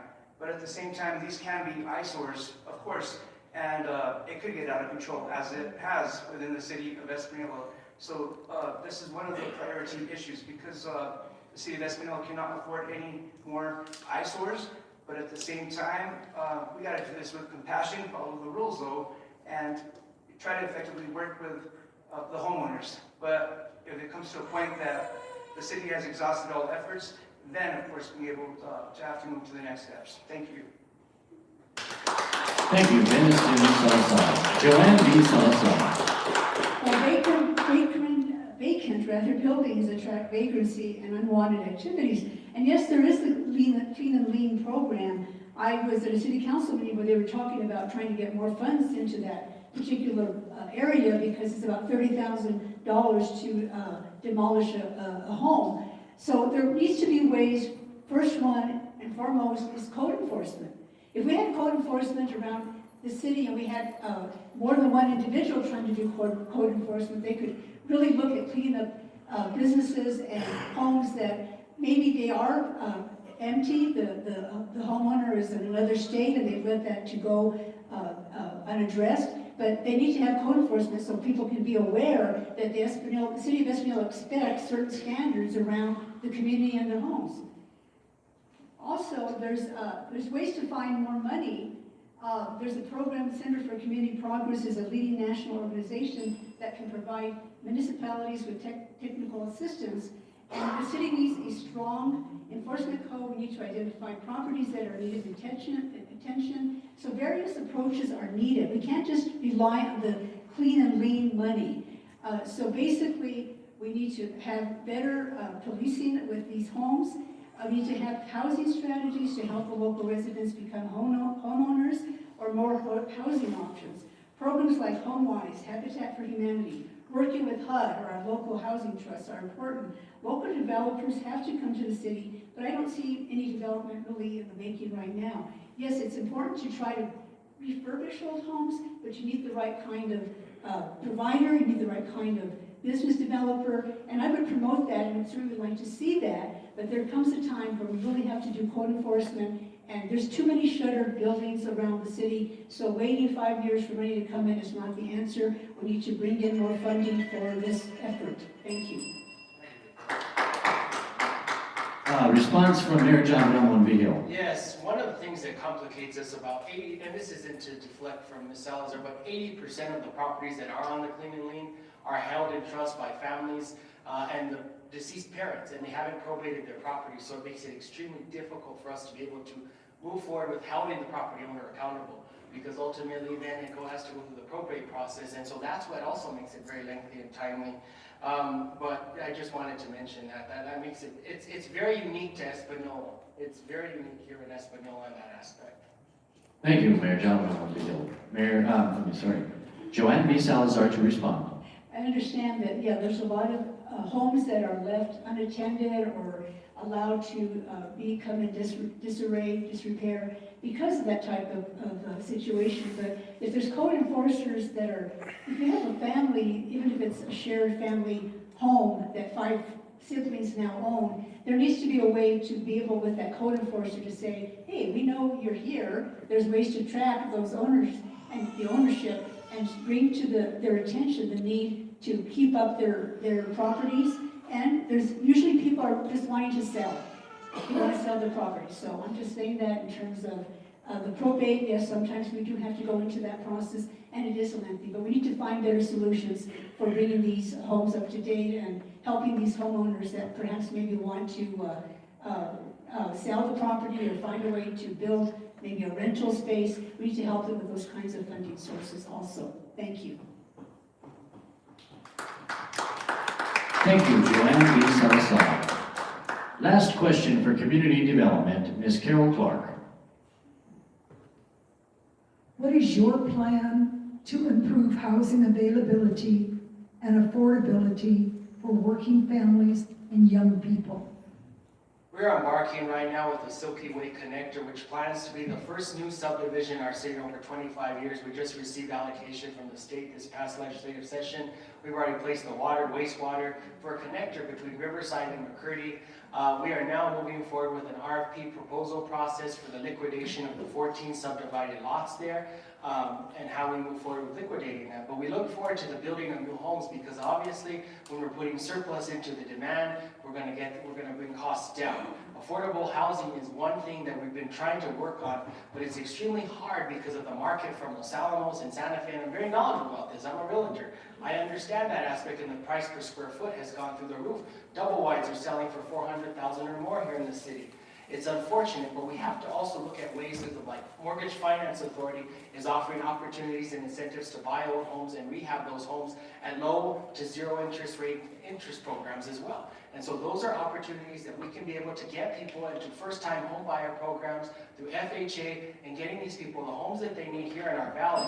One of the biggest things for us is we don't have our children being able to come back, go to school, and come back home to find quality housing in our valley and go work at Los Alamos. It's extremely critical for us to have that planning and foresight for us to be able to develop neighborhoods and quality of life here for our city and our population to grow. Thank you, Mayor John. Dennis Tim Salazar. Thank you. I'm glad that the mayor did mention the Silky Way project, because this was a dream that was beginning to be executed by the executive director of the NCRTD, looking at the starting point of employees for the NCRTD to have that housing. Brought it to the board of directors. I was the vice chair, later became the chairman of the board. We worked hard to implement that, working with the Javier Sanchez administration to move this forward.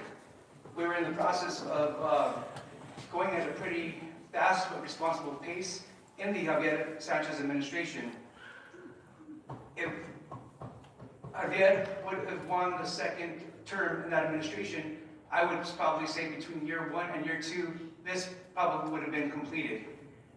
This has been a very long, drawn-out process. I am not exactly sure why, and of course, some plans have gone by the wayside.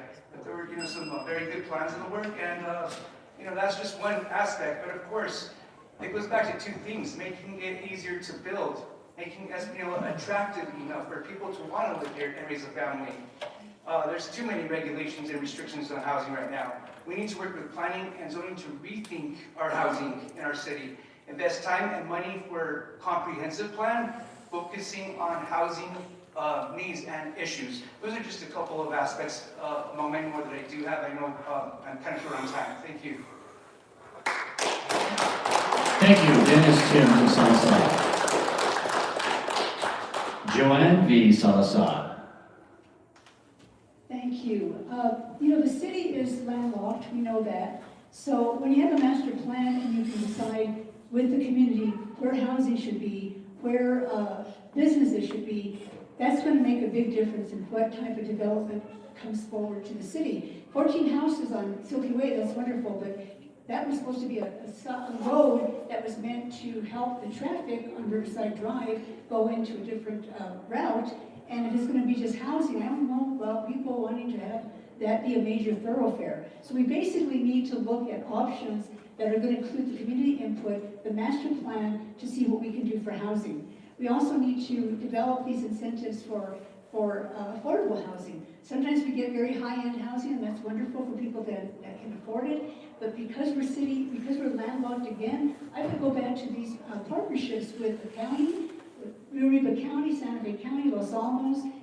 Look at areas that maybe we can build upon, that we can say, okay, we're developing businesses in Espanola to bring in the GRT that we all talk about, and other kinds of funding, and maybe the new housing is going to be not going to be in the city limits exactly, but those people that come in to work either in Santa Fe or they are working on new development businesses that are going to go up in Okawinga, they will come into Espanola to do their business, to shop, to go to restaurants. So we need to look at what our city itself can sustain, and how we can make really good, affordable, and high-end housing in areas that are going to be appropriate for that type of housing. Thank you. Thank you, Joanne B. Salazar. Moving on to public safety. Our first public safety question, Ms. Jennifer Garcia.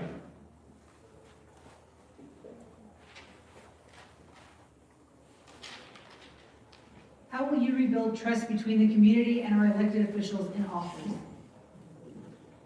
Well, easily accessible. I am very easily accessible compared to the other candidates. People know me. I don't visit people just during election time. They see me consistently. I go and visit them on a day in, day out basis, help them out with a favor. I'm there. People can pick up the phone, they give me a call, and I'll be out there. People see me walking down the street, pretty shocked to see the mayor out there picking up trash, but that's who defines me. That's what makes me stand out from all the rest of the candidates here. People have the ability to come and talk to me out and about in the community, and not just during election time. That's so extremely critical for my campaign, and that's why I've been saying throughout the campaign, I'm not just your neighbor, I'm a business owner, but I'm your friend. You can reach out to me and talk to me. We have open door policy at City Hall. You can access city manager and myself as my schedule avails. But I'm always constantly talking with people out in the community. I go to the senior center 2-3 times a week to go visit with people there. I'm just easily accessible to the public at the store, the Lowe's. People have my phone number. I think my phone number is one of the most publicized phone numbers out there. People have that ability. They call me, they shoot me a text. I get all kinds of responses consistently, and I'm happy to work with you. I may not be as responsive as quickly as you'd like, but I'll get back to you within 2-3 days as quickly as possible, and through a system like that. But I'm very accessible to the public, and I'm happy about the 4 community public meetings we've had regarding public safety in the neighborhoods. The West Side, Ranchitos, Yates Edition. We had one also in Prince Drive area as well. And so we had a great turnout with that, and that was because we specifically invited individuals to come. We didn't put an invitation out and hope they come to us. No, I went out there and invited them with working with the city councilors to get people to those meetings. Same with the DOT Highway Department and the Oñate Bridge meeting. We've had great turnout and attendance at all of our public meetings because we personally go out there and recruit people to come to this meeting, because that's where the investment comes from. That's where the ownership comes from. If the elected officials. Thank you, Mayor Councilwoman Rumilio. Dennis Jim Salazar. Thank you. Rebuilding trust. First of all, you got to be trustworthy. You got to prove your trustworthiness. You got to communicate effectively, listen effectively to the people. What's their issues? What are their concerns? What are their ideas? And how can we be able to move forward? How can we be able to implement them if it's feasible to implement them? If we're not able to implement them, we need to immediately let them know, and reasoning as to why as well. But again, it starts at the top. It starts with leadership, being that example, not being in the news for negative things, for this one thing this week, another thing the next week. We need to bring the adults back into the room. Thank you. Thank you, Ms. Jennifer. Joanne V. Salazar. I think any elected official has to have, open door. Basically, when I was a school board member, people called me all the time. You have to have that access if you're a city official, elected city official. And as far as how will you rebuild trust, you have to listen to the citizens. I think the citizens have been speaking, but nobody's been listening to them. I don't want to have a town hall meeting. I know it can happen when there's an emergency, like the bridge and other things that have happened that have called, people have called for town hall meetings. I want to have regular town hall meetings so we can listen to the citizens and what their needs are at all times, whenever possible, because that's how we're going to learn how to build trust. I will have designated hours at the office, the mayor's office.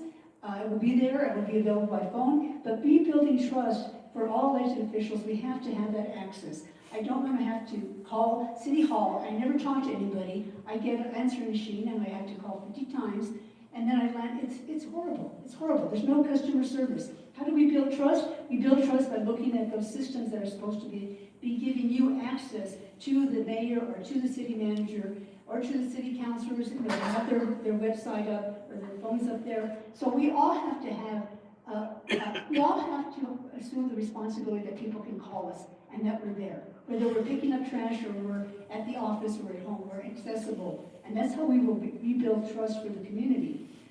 Basically, I think I'm hearing from a lot of different people, let's have take the kids out of the room and have the adults in the room. I just heard that from Javier from having lunch with him. So I'm wondering where all these ideas about getting the adults back in the room come from. But basically, we do have to act as adults, and we do have to rebuild trust. And it's going to be easy to do if we take and listen to what the consumers, what the citizens have to say. Thank you. Thank you, Joanne V. Salazar. Next, let me vote, if that's okay. Okay, go ahead. Thank you. As far as Ms. Joanne Salazar that stated about Javier, well, of course, we talk a lot. He's my campaign manager. He was a great leader. He was a great mayor. Of course, we worked very well together. But again, you got to remember, Javier has many of his own ideas. I have many of my own ideas. But that's what made our working relationship great. He came to the table. I came to the table. We battled it out a lot of times between our differences of opinion. A lot of the times, I could see his point of view, other times I couldn't. But he did make the effort to see my point of view as well, but sometimes he couldn't. But that's how it works. That's how it should work, I should say. Being able to have two individuals, two leaders, being able to work together to iron out their differences, and then, of course, work towards that common goal. I am a 20-year member of the City Council. I am my own person.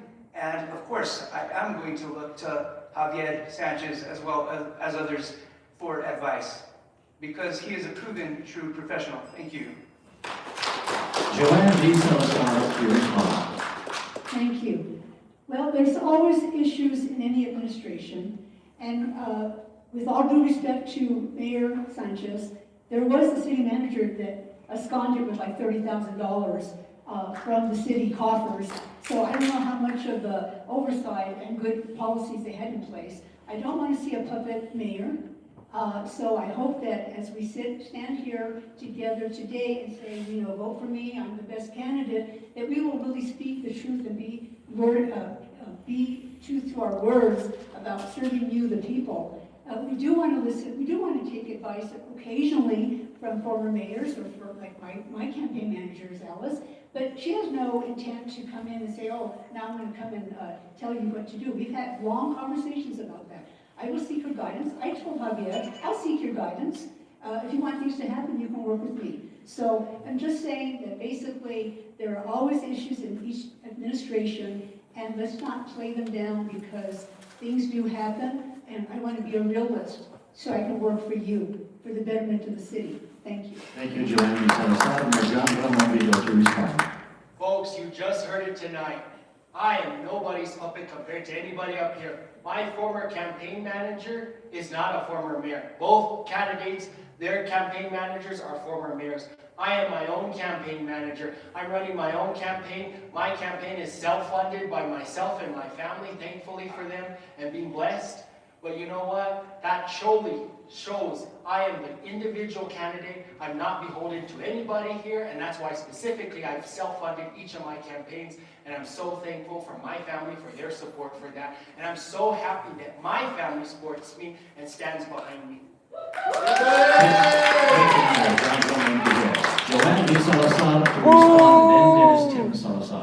Thank you. Mayor, with a lot of respect, when we used to communicate years ago, you always told me, Richard Lucero was my mentor. Richard Lucero was the one that gave me all this advice. So I don't know about how that advice has worked well for you, but yes, we are, just because we're saying we have our managers, we're running our own campaigns too. I can say that for Dennis Tim. I challenged him a little bit because that's what we're doing. We're challenging each other, but I think in all due respect, at least I do with Dennis, we respect each other, and we're just comparing notes. We all want to work to the better good. So we're working with former city mayors, former representatives. Yours was Richard Lucero. So basically, we all have all Oh, he's dead. our mentors. My father was a mayor, and he was the best mayor. He served 2 terms. Steve Way back Gomez in the is his 60s, mentor. and I can say he was a true public servant, and we didn't have to communicate all this nonsense about who's funding whose campaign and who's independent. So I hope that all of you reach out to your soul and to your own independent thoughts and make a decision. Thank you. Thank you, Joanne Salazar. Dennis Tim Salazar to respond. Okay, first I'd like to thank Ms. Joanne Salazar for the good, healthy debates. That's why we're here. That's how we are able to move forward, to have differences of opinion, but how we can be able to effectively move forward, not taking things so personal and then shutting people out. I'd also like to state, Richard Lucero, you know, he was the mayor of his time. I did serve with Mayor Richard Lucero. Richard Lucero did have his good and his bad. John Ramon Vigil, you're no Richard Lucero, that's for sure. I would also like to state, as far as being able to effectively work together, just like the mayor did state, he's his own person. Of course, you know, he doesn't welcome opinions. He shuts people out. We cannot afford that. We need to bring people together. We need to be that team player. As many people as we possibly can, however we possibly can, as long as it's good, healthy discussion, forward, moving, proactive, how we could be able to move this city forward. We do it together. We're not a one-man band. We're not a dictator. Thank you. Mayor John Ramon Vigil to respond. So I think it's so important that we move forward as a community.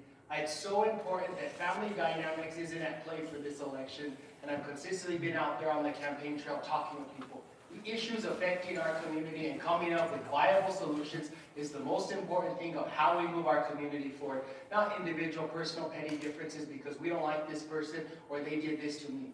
Exactly. We need to move forward for our community and what's best for the viable solutions for our community, and that's why I believe I'm the strongest candidate to do that. Thank you, Mayor John Ramon Vigil. Moving on to our next question in the public safety segment.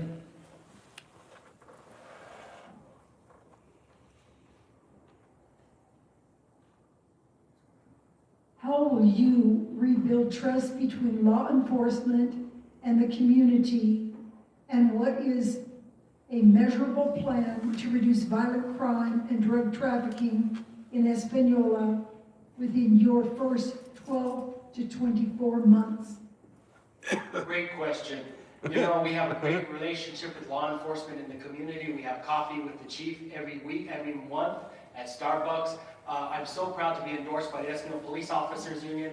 We have a great police force. They do what they can with the resources that they have. Their response times have actually come down in the last 4 years because we work together to increase our shift patrols. We're not where we should be. We should have a police force of probably 50.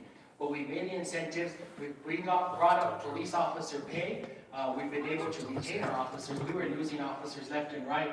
when I was a counselor, but now we've been able to have officers stick around with us 2 or 3 years to at least be competitive with the area. They've worked so hard and put their lives on the line for when I first started, they were making $23.75 an hour. Now our officers are entering at $30 an hour for a patrolman.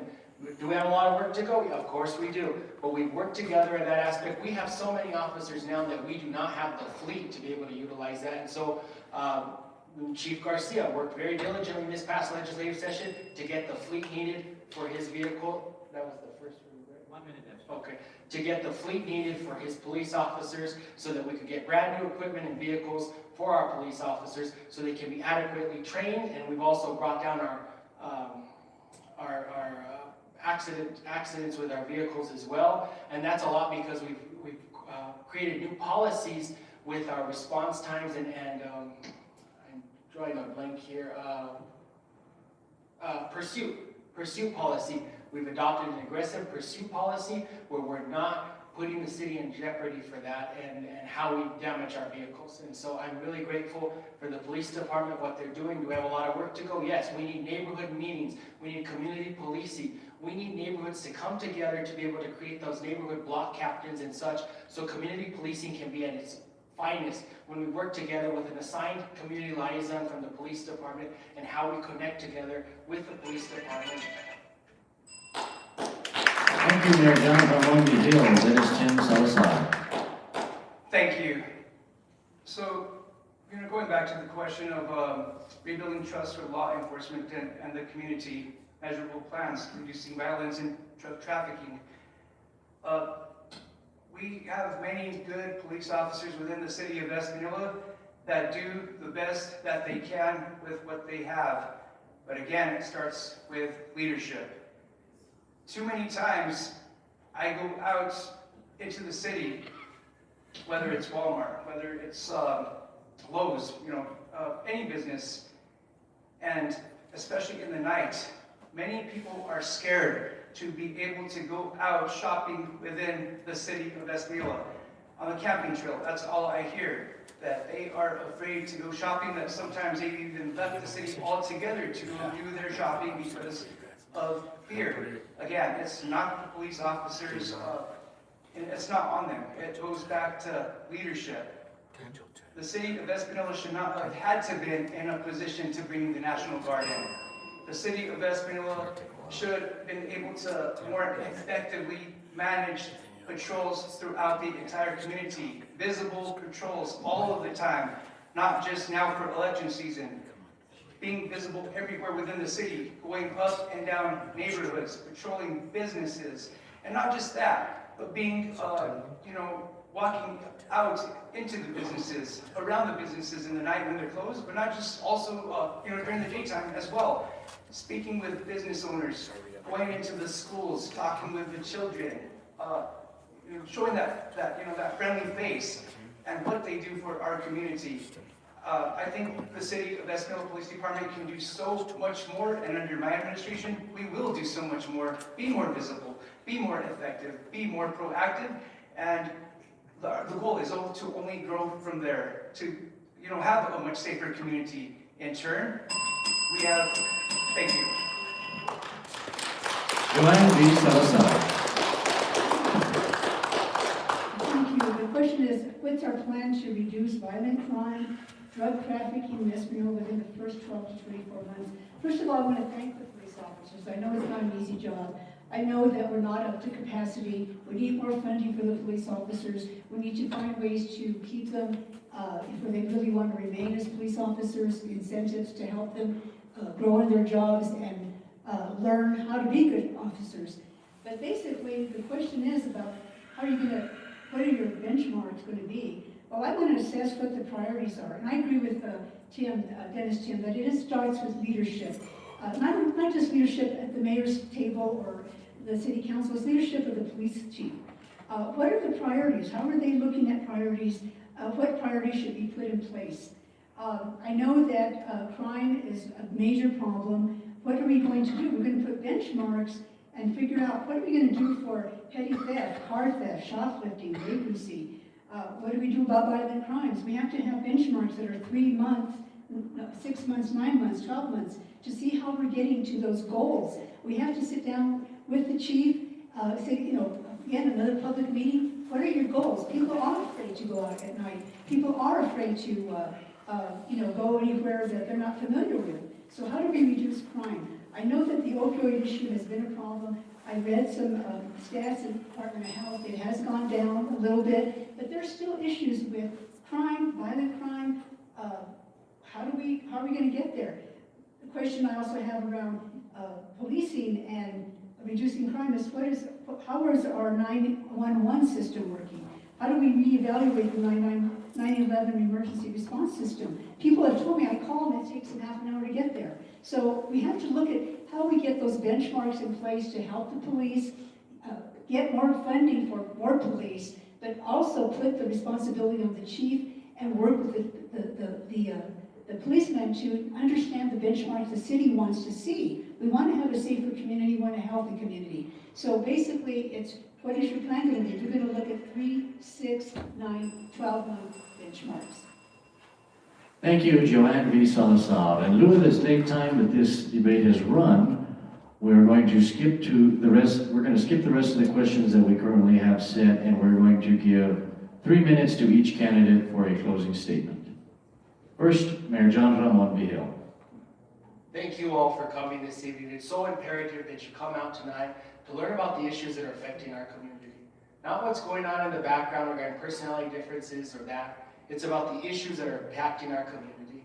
There are several issues in our community, but we can come together when we come up with viable solutions. There is truly strength and unity in how we come together as a community. There is 5 entities that are all within the city of Espanola, Riva County, the county of Santa Fe, the pueblos of Okeawinge, and the pueblo of Santa Clara. There is truly strength and unity when we can come together as a community.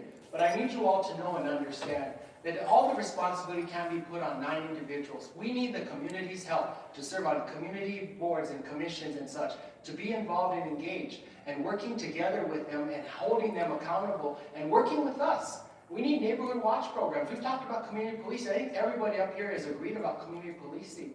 We live in a community with a $12.5 million budget, and I applaud our staff for the work that they do with a $12.5 million budget. We can apply for grants all day, but grants are only for short-term purposes, and that's one of the reasons why we're having a shortfall in terms of the police officers, is because those grants came to a completion and we needed to absorb that into the budget for having all the police officers that we do have. We have currently budgeted for 32 or 33 police officers, and we have 30 right now.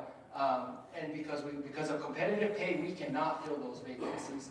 But when you're out on the campaign trail and you're visiting with people, Espanola is a very unique community. Whether you're up here in Curuco town or you're here in Santo Niño, each issue is about how we move forward as a valley. There's infrastructure, there's potholes. We've worked to build road maintenance for La Jolla, Coronado. We pushed the state, working with the state highway department to get repaving of Riverside, Paseo del Yate. We've also done segments now at Fairview Extension, north of the 4-way. We're moving forward with road maintenance and public safety, quality of life amenities, our parks and recreation opportunities as well. We can come together as a community when we work together, and strength and unity is truly it. I am so blessed to be here with you, and I believe I have the heart and the passion compared to anybody else here. I've been vested in this community. I could have gone off after college to go to Washington, D.C. or something like that. I chose to come back home here and stake my future in this community because I believe in Espanola every day. Dios te bendiga a todos. Thank you, Mayor John Ramon Vigil. Dennis Tim Salazar. Thank you. First, I would like to thank the Espanola Chamber of Commerce for hosting this great event. You know, I'm very appreciative of that, bringing this to the table to be able to speak in detail about these various issues. Also, thank you to all the moderators, very much appreciated as well. So, you know, we're pretty much at a crossroads right now. So, do you think we were better off 4 years ago than we are right now? It's a plain and simple question. To me, we are in much worse shape than we were 4 years ago. We were on the cusp of many things to come at that time. Many projects, such as the La Jolla Fire Station, that was under the Javier Sanchez administration that this mayor is taking credit for. It happened. We got the funding. and everything like that, but just the money happened to come in under this administration. This, again, going back to the assistant fire chief and other individuals to making this and other great things happen along with the leadership of the previous administration. Well, right now, we need to stop the bleeding. We really need to stop the bleeding. The city does not deserve that. We deserve better. And we really need to start the healing. We need to start this process of healing our city, getting back to where we were, and then on top of that, moving forward. We are so capable of so many great things in the city of Espanola. Look at Taos, look at other communities our size. Look at how they are prospering. Why not us? Why not Espanola? Why? There's no reason. That should not happen. I've been told in reference to this about the state of New Mexico, but I refer to the city of Espanola. We are not a poor community. We are just run very poorly right now. That needs to change.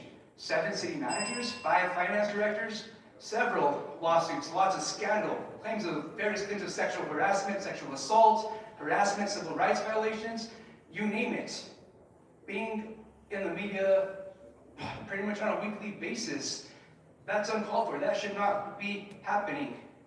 How much of these lawsuits already costed the city? The next administration is going to, absorb a lot of these lawsuits and possibly more things to come in the negative manner. City of Espanola deserves better. Moving on to grants, of course, grants is a start, but then how we could be able to sustain it, we need to have a starting point. That's one way, of actively pursuing grants, but then again, there's other opportunities, several other opportunities as well. I have been a 20-year veteran of the Espanola City Council. I've worked with 5 mayors. This is not about me. This isn't about the City Council. It's about the community. It's about our people. Thank you.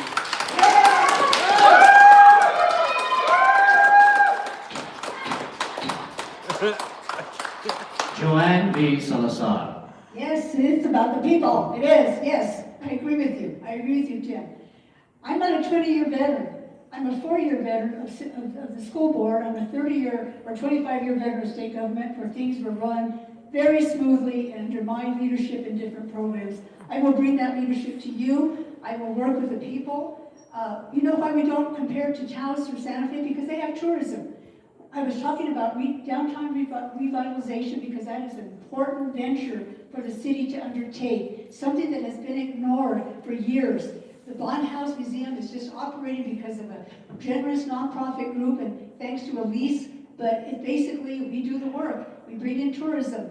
1,000 people have come this year. What do after they see our wonderful exhibits? They go back to Taos, they go back to Santa Fe. There's no place for the tourists to come, or the people that want to visit, to come and be downtown. So they skip and they go out of town. So this is about the people, this is about business development, this is about the budget. We cannot do anything without a budget. And grants help, but we also have to track them well. If there hasn't been any well tracking, that's why we run into these problems with deficit. You can't commingle funds. You have to have a good tracing and tracking of your budget. You have to know where your members are. You have to have visibility to the community. You need to work with the city council, with the business community, with the people to understand what we want to see Espanola become. Yes, it does have lots of possibilities, and it's going to take work to get us there, but we also know we can do it because we have some of the brightest and best people in Espanola, and we know that we can work for a healthy community, a more economic-based community,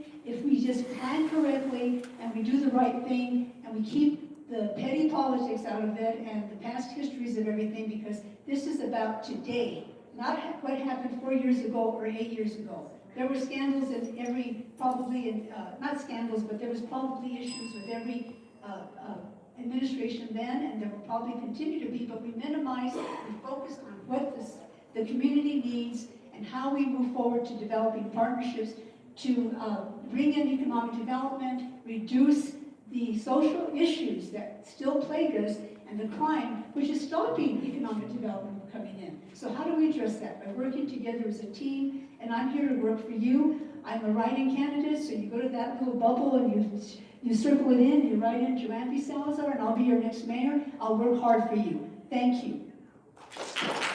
Thank you, Joanne V. Salazar. Thank you to everybody who has come out to attend this evening's event for the City Council and Municipal Judge debate, as well as the mayoral debate that followed this evening. Thank you to our moderators this evening that joined me. Thank you to Jennifer Garcia from the Rio Grande Sun and the Rio Grande Sun for their help, as well as Phil Clark from the Los Alamos Daily Post, as well as a big thank you to KDC Radio for the Chamber of Commerce for broadcasting this event as a public courtesy to the citizens of Espanola.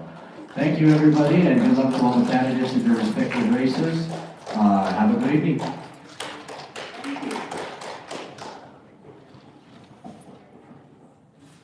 Good night, y'all.